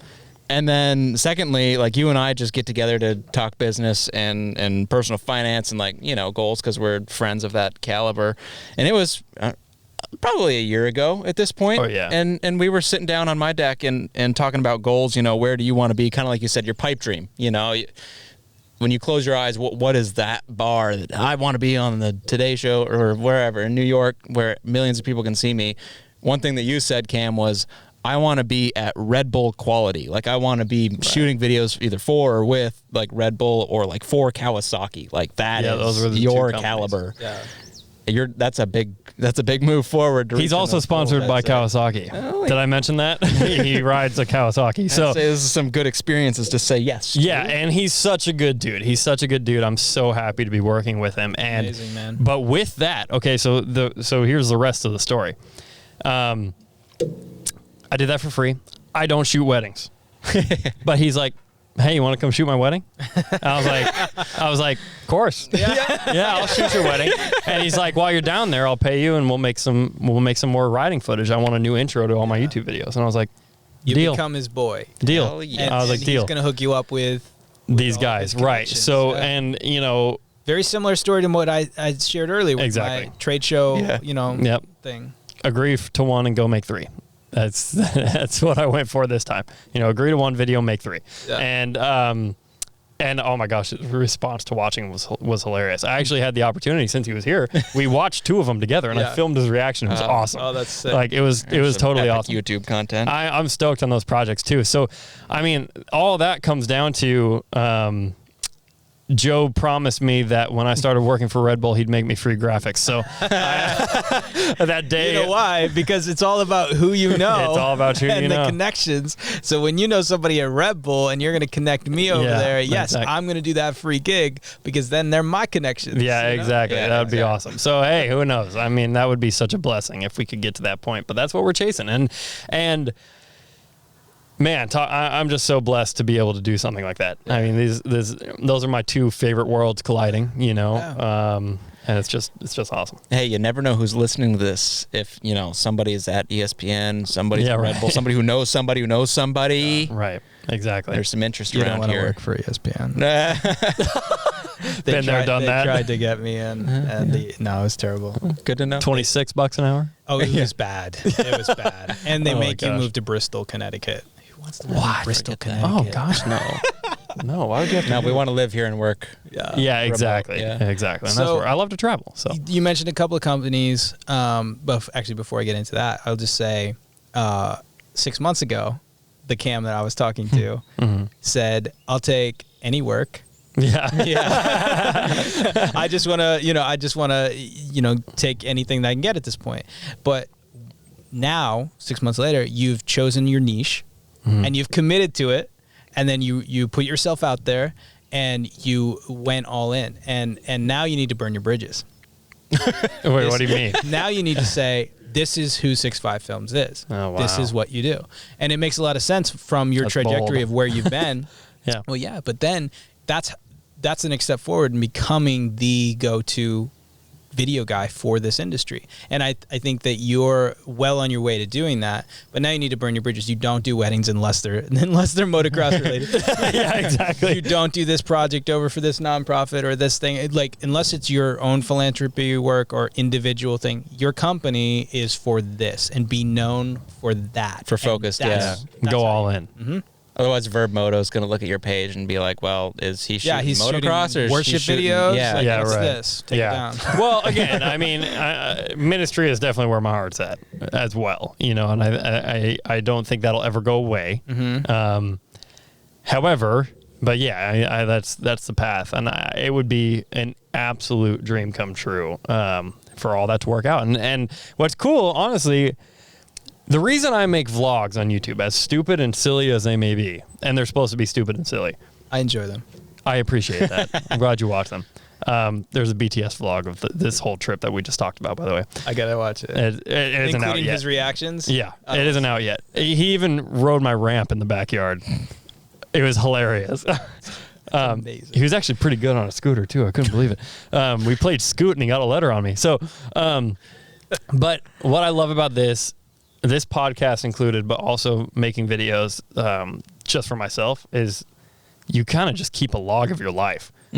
You know, and you get to look back on it and all this stuff, where you and I can look back 6 months ago saying, I need anything, even if it's $50, you know, to here now. And I think I love that. I love that we get to do this stuff. So Yeah. who knows? We'll check in 6 months and see where we're at, right? The other thing I wanted to say is that you mentioned two companies that you really would kill to work with. I was at that phase with National Geographic was one of mine. And it's the most random thing. But I was actually partnered with a motion graphic designer who had worked with them for 5 years. And I could have had that connection if I wanted it. But he talked to me about what it's like to work for that company. Completely different than what I had Yeah. imagined. And so that company went from top of my list to bottom of my list after having one conversation with one of their senior designers. So I would just say, don't be in love with the logo, be in love with the dream. Yeah. And let it evolve over time. Sure. I would Yeah, have why never not? thought that I was going to work on the History Channel and Right. and love it. You know, Yeah. that wouldn't have been a logo that I would have been like, yeah, put that on. But Yeah. Why not go bigger? You've done stuff for Disney too, right? So Disney is through the Today Show. Yeah. We did promotions for Marvel movies on the Today Show. So I got to brand the Spider-Man movie and different things. So any interview that they do on the set, I'd brand it. I'd be okay with that. That's a big logo. Your website logos are hilarious. Yeah. I mean, they're just crazy. I mean, you have Disney A&E History Channel. I mean, they're all separated, which I totally understand. I tried to do that, and it's like it's hilarious. When I first left my first job, I did Comcast, NBC, Today Show, NBC News, and then I started listing like shows on the Today Show as the separate logos. Because they're all the They're same. all different logos, but they're all the same company. That's awesome. I love it. Hey, that's what you got to do sometimes. You know, people don't know that. I didn't know that A&E and Today Show were connected at all until just now. So there was two key points that you wanted to talk about. So I just wanted to ask you, how do you deal with haters, and how has that affected your career? And then charisma is another thing you mentioned to bring up. Yeah. So I look back at when I first entered NBC as a junior designer, fresh out of college, where at college we had a lot of support. Everybody around was just collaborative and, critiquing, but it's a friendly environment. When you get into the meat of what is the industry, you realize really fast that it's a little bit of every man for himself or every woman for herself. And people start to compete for different positions, different projects. And if you don't put your best foot forward and sort of take an alpha stance in different things, you're going to get run over really fast. In New York City, that's just the way it is. And I don't think any New Yorker would tell you differently. So one of the things that I learned very fast was, if you're ever going to do anything good and make a difference, or be known for anything, you're going to have haters. And as somebody who, struggled with insecurity so much that I had to go spend $200,000 for a certificate saying I proved something, moving into an environment that I would consider now, having had several professional jobs, I would consider the Today Show art team as a toxic environment. The managers there were toxic. There was gossip. Somebody would leave the desk to go to the bathroom, and then openly people would talk about them. That's how toxic. I thought that was normal, and then I went to A&E, and it was like, wow, this is what a work should be like. Like, that was not normal. But I had this one guy who was my friend from college, who actually was one of the reasons that I decided to take the NBC job, because he told me that I could do it and whatever. So from a distance, he was my friend, a supporter. As soon as I got there and I was like the fresh meat, he started to challenge everything and talk trash about me. And I was a good designer. I wasn't a great designer. It was my first year in the industry, but I was good. And he would pick apart everything I did and talk trash about it. And he wasn't even on my shift. He was on the next shift. And so I would hear from other people that he was saying all this stuff about me. And then I would call him out on it, and he'd deny it and whatever. He started so much gossip about me. And at the time, I just thought that, maybe there was a thread of truth to it, and I needed to own my mistakes, because he'd always take something that I'd made, and then he'd have a valid point about how it could have been better. He never brought it to me, though. Mm-hmm. That was the problem. And then he would say all kinds of crazy things, but he couldn't say it to your face. Never. In retrospect, I look at that, and that was my first hater, and I've had a few since. I posted my picture with Matt Damon. Somebody commented on it and said, clearly photoshopped. And I was like, bitch, I have the live photo. But no, seriously, if you ever do anything awesome, you're going to have haters, and it's okay. Not everybody, people are going to be jealous. People are going to be intimidated by you. People are going to look at you as somebody taking the opportunities that they had before them, which is completely ludicrous, but it exists. And so, especially in small teams, haters exist, bullies exist, and you need to be very confident in who you are as a person, besides just your work, which has been something that I've had to learn the hard way, where I found all of my identity in my work. And then as soon as that guy challenged my integrity and he challenged my ability to do my work well, I was a nobody, because I found all my value and my worth in my work. And so that has since changed. I'm a very confident person in who I am outside of my work. But that's been evolving over the last 5 to 10 years. So now I can move to someplace like Vermont, in the middle of nowhere. It's beautiful. And go to New York City, and they say, where you live, where do you work? I'm self-employed in Vermont, and I'm okay with saying that. I have a past, and sometimes I allude to, I was working with celebrities and doing all this crazy stuff. And sometimes I'll say I've won 2 Emmys.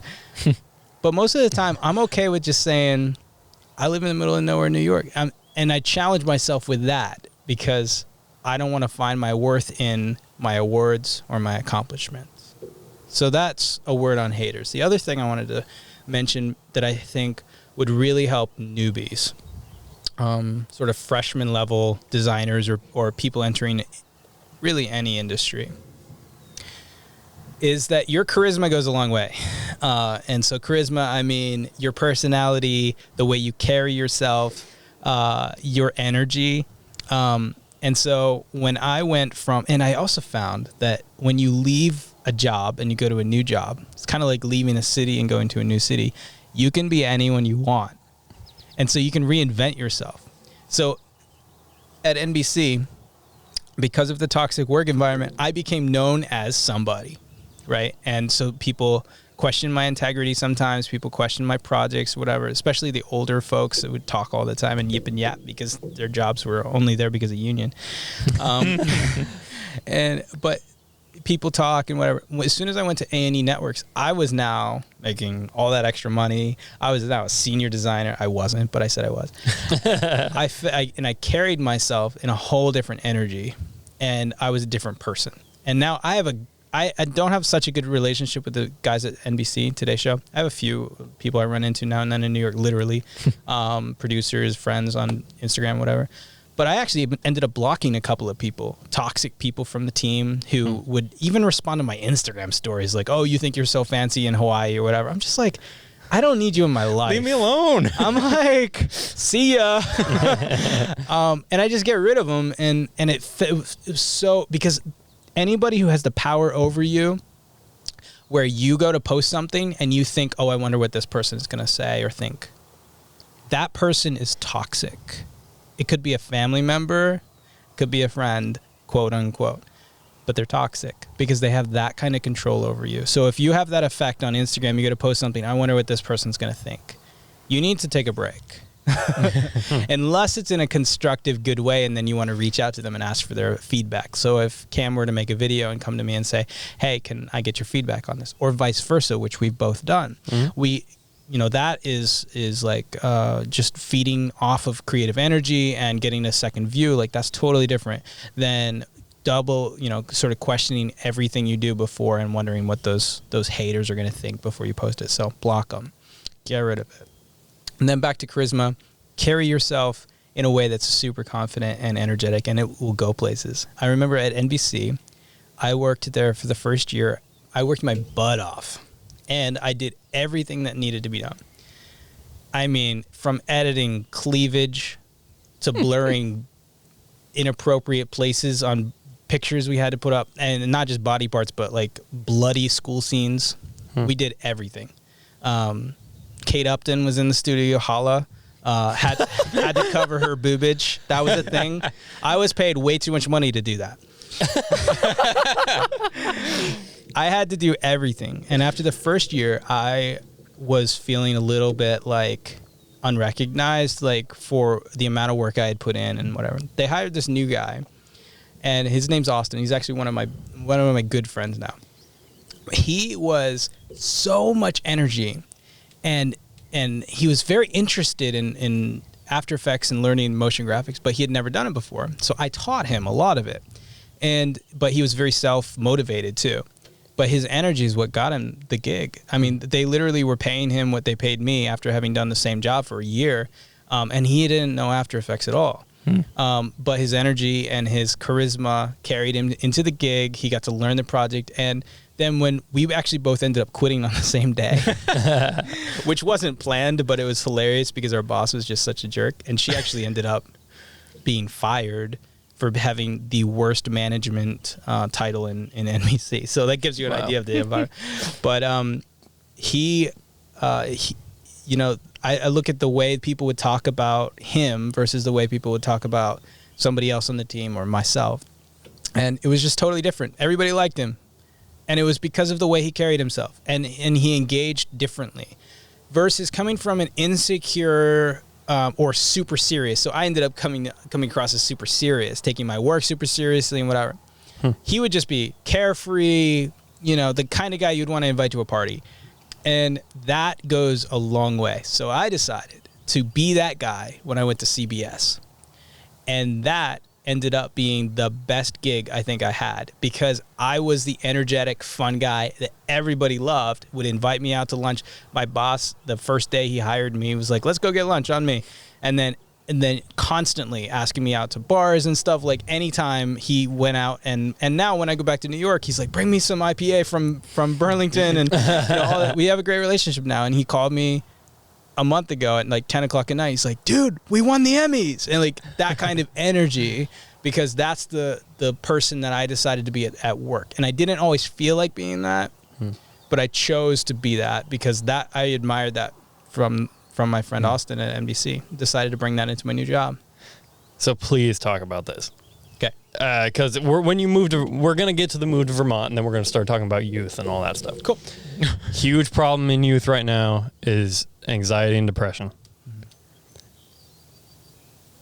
There are a lot of people who I think want to be in that spot where they're like, I'm going to be, or either they want to be the guy who does that and don't know how, because maybe they're energetic dealing with, and yeah. Maybe they're dealing with depression or whatever. Because so I can tell you from my perspective is I grew up shy.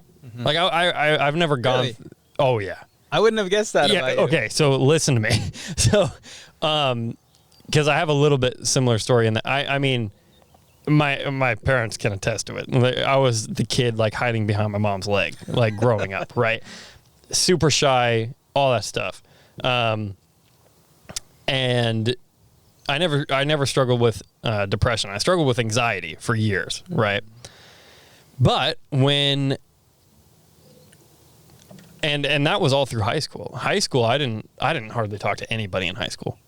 I mean, I had my select like 4, right? And that's not me saying, oh, I had no friends. I mean, I just didn't choose to hang out with a lot of people. Yeah. You know, I had my core little group, and then outside of high school, especially when I started picking up stuff at work or work at church.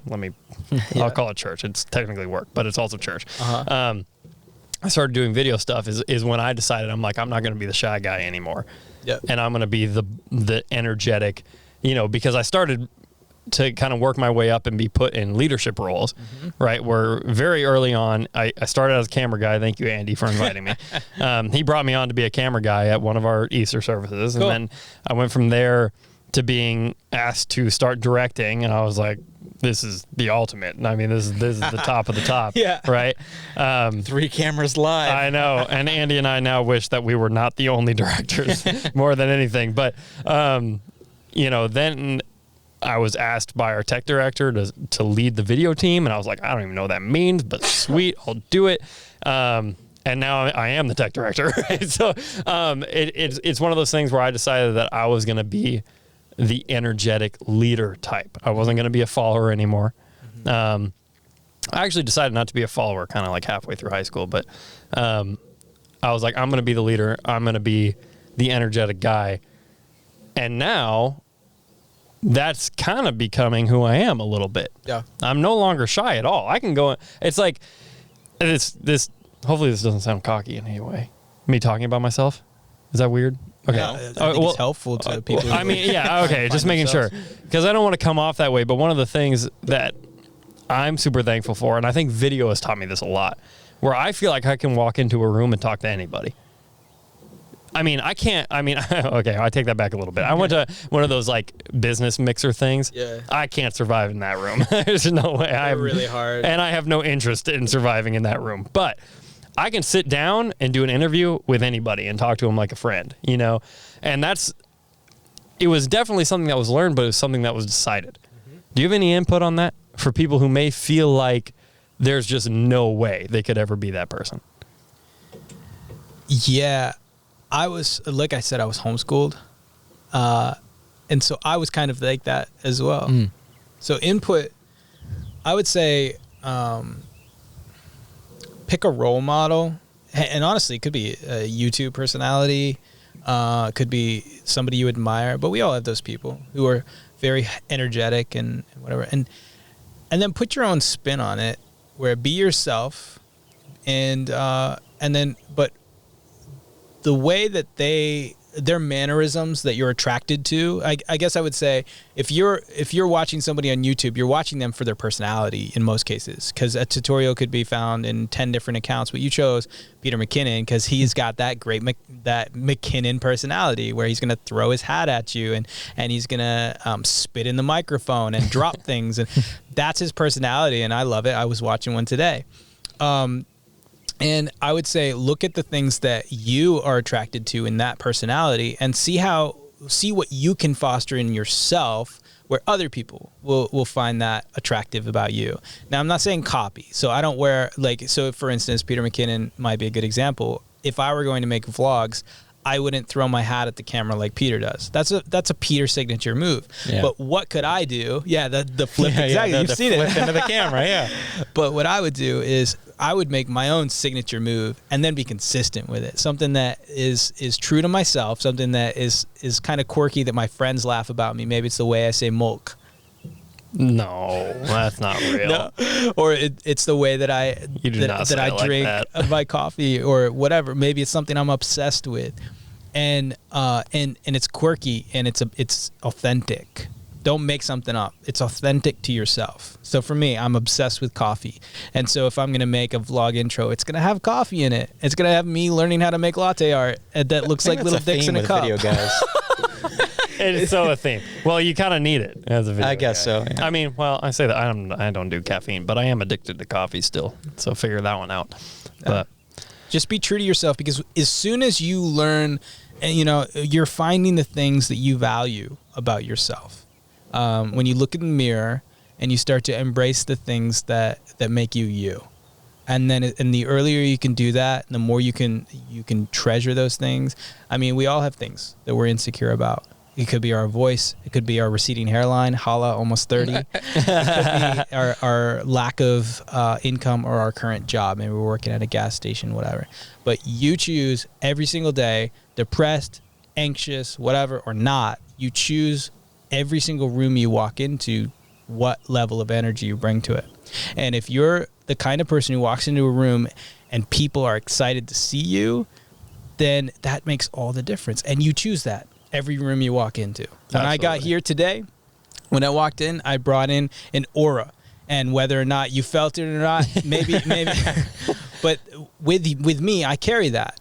And sometimes it's not highly energetic. And that's my choice that moment. But I'm going to leave here. I'm going to go home to my wife. And I'm going to bring that back. I'm not going to be tired from our day today. Like, as soon as I walk in, I'm like, hey, babe. And that aura, that energy is going to be chosen, not because I necessarily feel it. I would say to anybody who's a teenager especially, you are the most insecure person in the world, and it's okay. Everybody who's under 25, I'm saying 25 because that's when I stopped caring so much. And maybe it's a little different for everybody, but under 25, your brain hasn't even fully developed yet. And you're more insecure about your body and the way that you do things and your lack of confidence in your achievements and whatever. Give yourself a break. You're not even a fully grown adult yet, and have fun with that. So I have a friend, I'm not going to say his name because I don't want to embarrass him. He has a lisp, and he has embraced it instead of being insecure by it.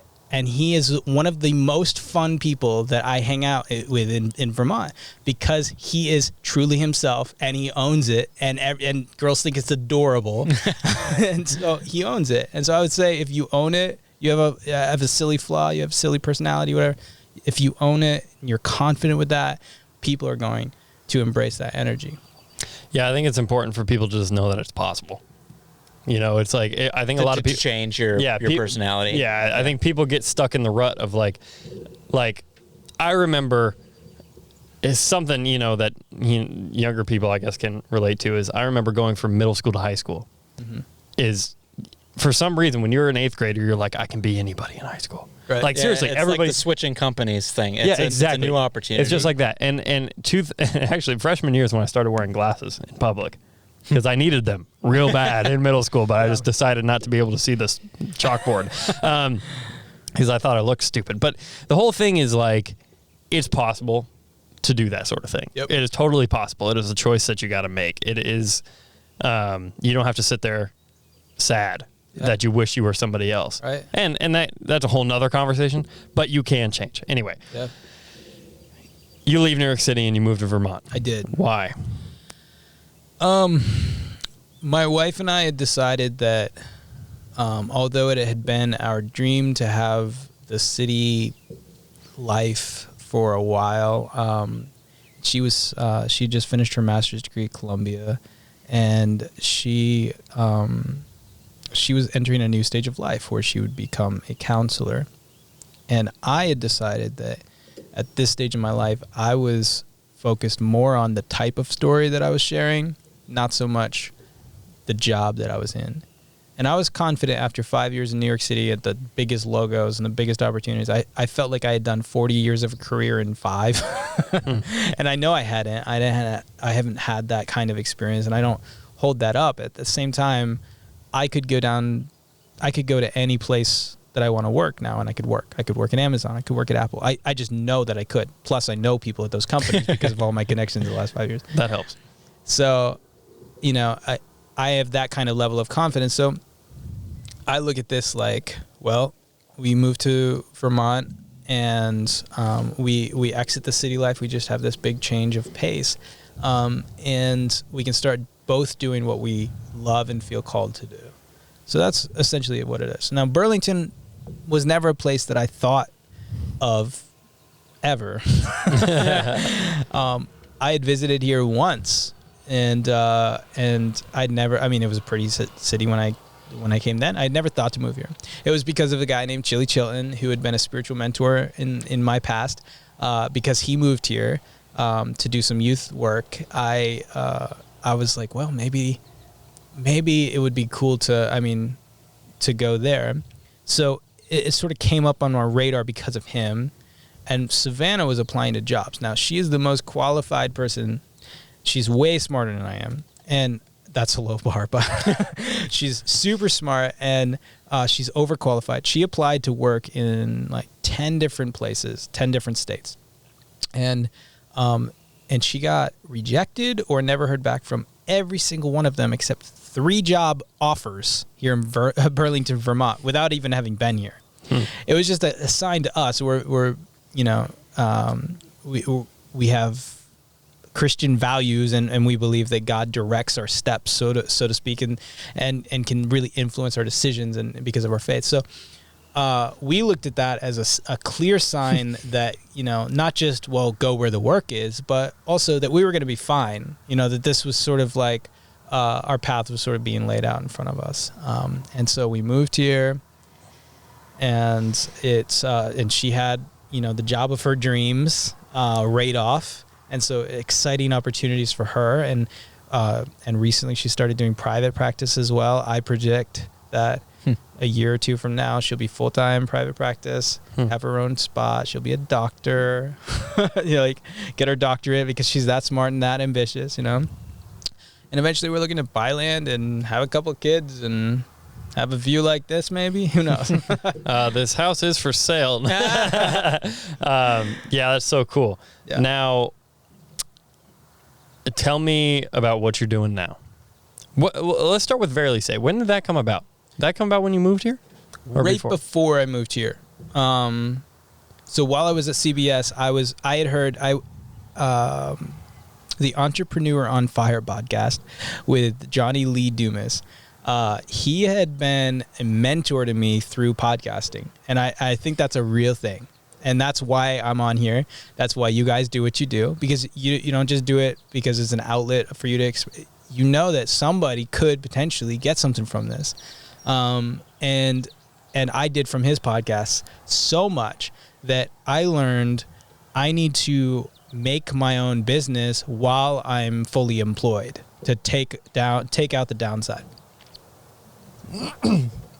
So while I was at CBS, I created Verily Say, and I didn't really know what it was going to be yet, except I wanted to focus on work that made a difference.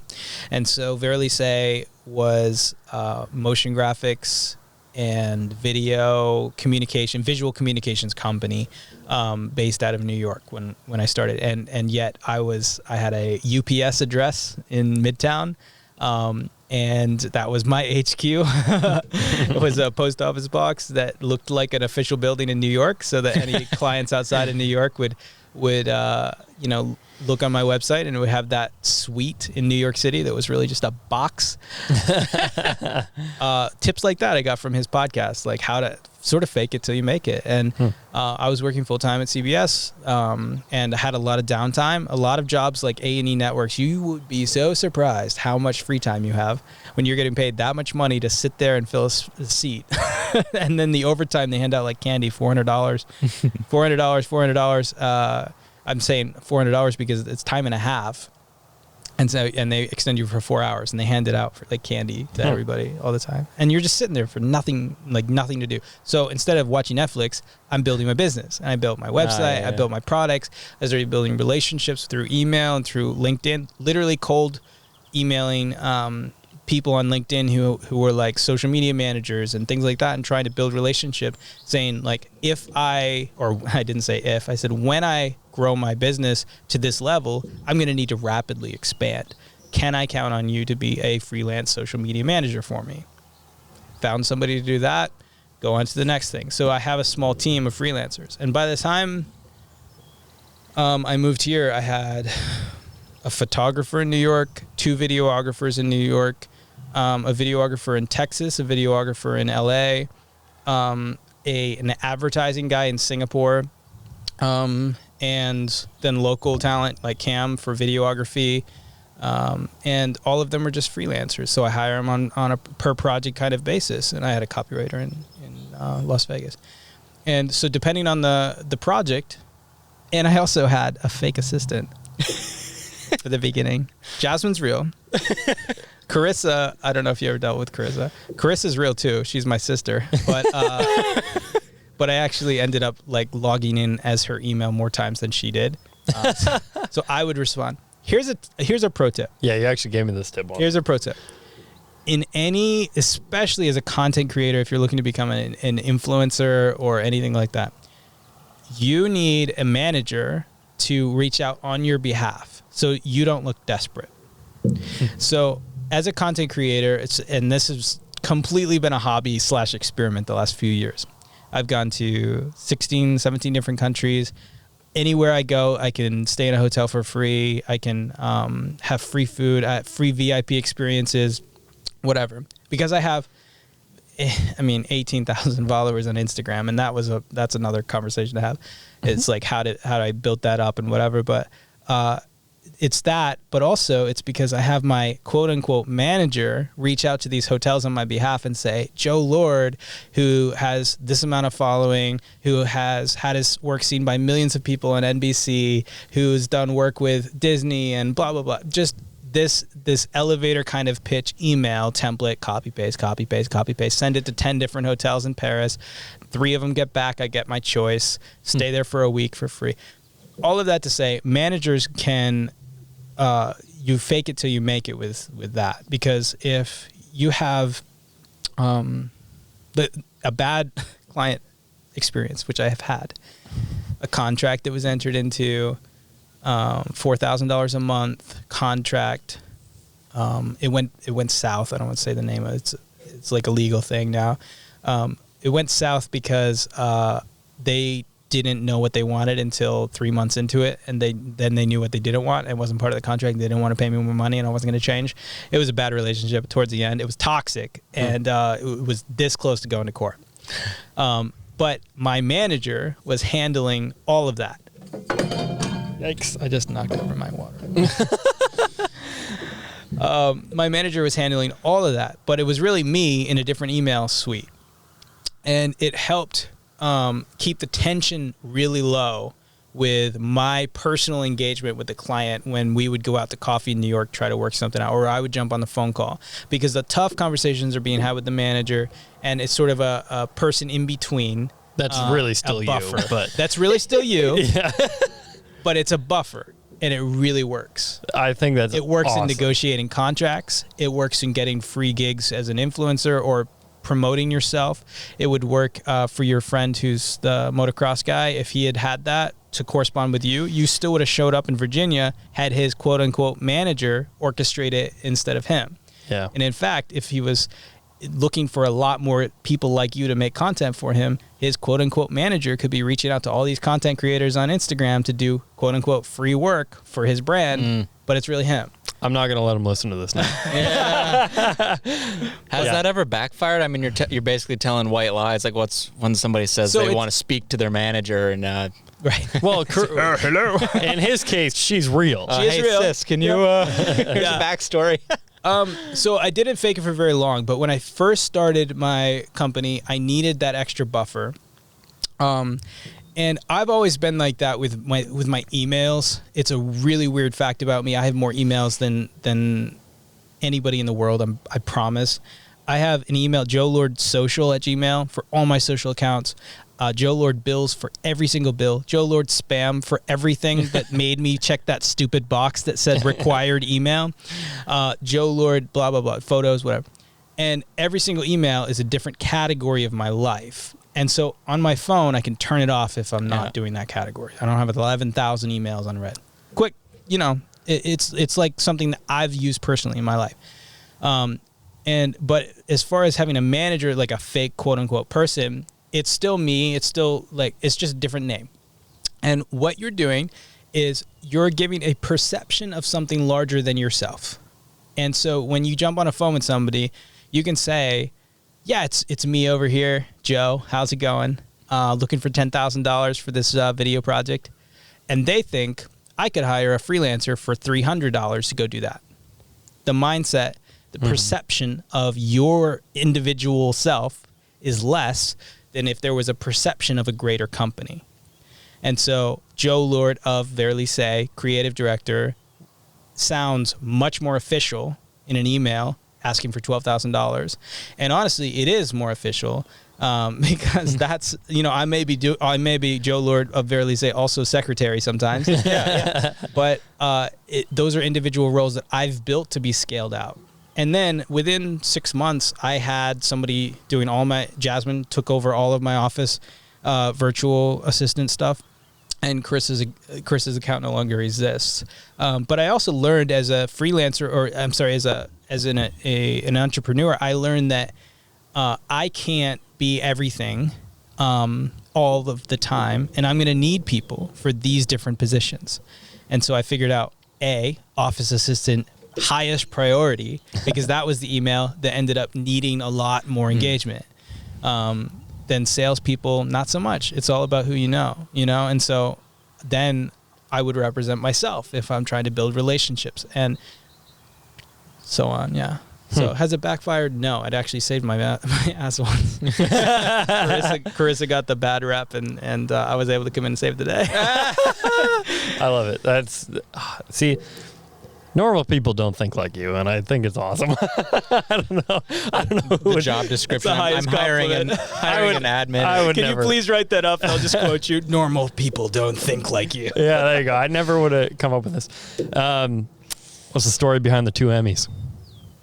Accidental? Because you just you didn't even tell me. One of our mutual friends was like, did you hear Joe got like 2 Emmys? I was like, what are you talking about? Crazy. This was recent. It was, yeah. So 2019, my last month at CBS was in December, I think. And then, yeah, they were just motion graphic projects that I worked on. And it's funny because one of them was a nonprofit that was working with CBS, and nobody on the design team wanted to take it on, and for whatever reason. And it was Tunnels to Tower, the Steven something, last names again, the Steven something Foundation in New York. Really cool nonprofit story, and that's my passion anyway. Nonprofits, stories that matter. So I took it on. And it ended up winning the best in show for branding campaign on the New York Emmy division. So that was one, and then the second one was it was a mini series, motion graphic series that I'm actually pretty proud of. It was a fun one. My boss came to me at CBS and said, "We're thinking about doing highlighting these different areas of the city." And having a narrator talk about what was good there 100 years ago, what's good there now, what it's known for, the culture, all of this stuff. And he didn't really know what he wanted, and he said, "Why don't you play around with it?" And so I made this really fun infographic, and I showed it to him. He's like, "I didn't even know that's what I wanted, but that's what I want." So he got this really cool voice talent to do it, and then we did it for 5 different areas around New York, and it won best social campaign. Actually tied with something I think VHS did. So we tied and we both won. Both our teams won that. So it's pretty cool. Yeah, that's freaking cool. You don't need Red Bull on your resume if you got 2 Emmys. Oh my gosh, that's crazy. As a Christian, I also looked at that moment and I said, I came here to Vermont out of a calling. And I left my career in New York, and against better judgment, against what most people would say I should have done, following after what I felt like I really needed to do. And then 6 months, 8 months later, I get a phone call and saying that I won 2 Emmys. It was almost like God just saying, "I got you. Whether you're in New York or not, a year later, you randomly find out you won 2 Emmys. That last project you were working on that was passion driven. Exactly, yeah. and crazy. It's just like God patting me on the back saying, yo, like, I got you. And, you keep walking in what I'm calling you to do, and it's going to work out. And that, again, that recognition, I've never won a trophy in my life other than like memorizing Bible verses. I was never athletic in school. I never won trophies, and having to go to college for that affirmation. And so Emmys, like, are you kidding? Like, God's like, yo, I got that affirmation. In our industry, I mean, what else? What else is there? What's the highest you can be? That's pretty high. Yeah, that's incredible, dude. That's so cool. I introduced myself with my rate now as 2-time award-winning Emmy visual designer Joe Lord. My rate just doubled. You took the Matt Damon picture off the website, replaced it with a picture of you and an Emmy. Exactly. Still waiting on those in the mail, but yeah, there will be photos. That's so awesome. Well, dude, we talked about Verily Say. Verily Say is kind of coming to an end. So it's dissolving into Revolution Youth. So for the last year, I've been coinciding these two organizations. I became the director of Revolution Youth last year this time, which is a nonprofit centered around youth in New England. And my full-time job was Verily Say, and I'd be doing all these video work and everything. And what I decided recently was that I can't let my focus be split if I'm going to make the biggest difference that I can. And so by putting everything under the same umbrella, it's going to help really, like, it has dramatically helped the last few weeks in just focusing my attention. So obviously I chose the nonprofit umbrella for obvious financial reasons. So now we can have massive tax benefits in not having to having a 501c3, not having to have all the taxes. And so with the Revolution Youth, we now have a subsidiary doing business as, and we've called it the Almost Agency, ALMST, so Almost. And so now we take on projects, social impact and nonprofit have been my primary client with Verily Say, and still going forward, they'll be the primary client, and visual communication, videography, but super high-end stuff, because otherwise we got better things to do, So high-end projects that we get four $30,000 projects a year or something like that. I'm going to be really happy. It'll pay out. Like, Rev hasn't made any money in a long time. I don't think Rev was really built to make money. Right. It's a 501c3, so some people donate to it. But with Almost as a money maker inside of this, it'll eventually be able to actually employ me, which I haven't taken like a salary or anything from Rev since I started. But now, as I begin to make money through it, the organization, I can then give all of my time and attention to this and hire out like people like you, Cam. Beautiful. Actually pay you out. Yeah, right. Little people like you. Yeah. I meant talented people like you. And Evolve. So Evolve is one of our programs. Evolve is a creative community of students in New England, and the goal is to find and sort of gather talented students in New England in different areas. So video, photo, music, you name it, and ways that kids want to grow and expand their reach with the different works that they make. We can now do that. So my idea is to create this community where kids can then submit work. When you were 15, playing around with video cameras, whatever, we had nobody to really critique that, nobody to help us get better. And so what Evolve is doing is it's providing professional coaches like Cam, like myself, like I guess I didn't know you before this, Andrew, but so maybe you want to become an Evolve coach. But professional people who get paid for what they do, like that professional level. And then they can go back to these students who are making these home videos and stuff, and they can help them get better. And then we give them incentives to keep going. And we help them believe in themselves and their dreams to be able to achieve it. So is it a Christian organization? Yes. Revolution Youth is a Christian organization. Evolve is not a strictly Christian program. And so we've made it very neutral. We say faith safe. So meaning we're fundamentally a Christian organization. However, we're going to welcome everybody to be a part of this, and it's not Evolve is not strictly like a religious thing. So you would jump into a video call. We're not going to be saying praise the Lord. This is something you could take to a school gym and say, we have Evolve, after school programs. This is something that we can start a creative camp next year. We already got lined up for 2021, where we'll be doing workshops throughout the week for video and photos, and having influencers come in for a day and teach on traveling, content creation, and all of that. Record all of that content, make it available to all those students. And New England is our primary focus. That's where the ad dollars are going, but it's also for the greater community. So who are you crushing on Instagram? Who's your biggest influencers? Who's your biggest mentors? That's a fun Instagram question. or otherwise, Okay. who are you looking up towards? Emmett Sparling, my man. Never heard of him. No, who's that? He, Sorry, Emmett. Emmett really. is one of the most talented photographers I've ever seen. And I have a few people in my life that I look at as influencers and influential forces in my life, not just influencers like, oh, they have a lot of followers, but influential creators. I would say Emmett Sparling, I would buy anything that he puts out. He put out some presets, bought those, never use them, but they're just supporting the Garrett King is Short Stash on Instagram. And I've actually had the privilege of becoming his friend. We've gone to a lot of events together, and he's a really solid creator, very, very different aesthetic, 500,000 followers. I mean, crazy. Super talented guy, and he just put out a course / base set is what he calls them.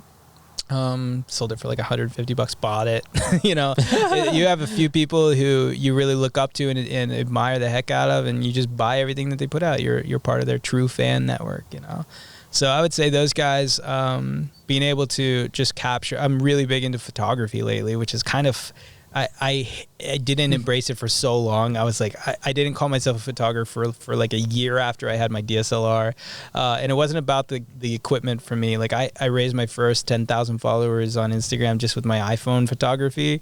And really the foundations of design are cross medium. So with the principle of composition and synchrony and all of these different, foundations of art, you can apply them into video, you can apply them into graphic design, you can apply them into photography. So I could really enjoy any kind of art knowing the principles of design.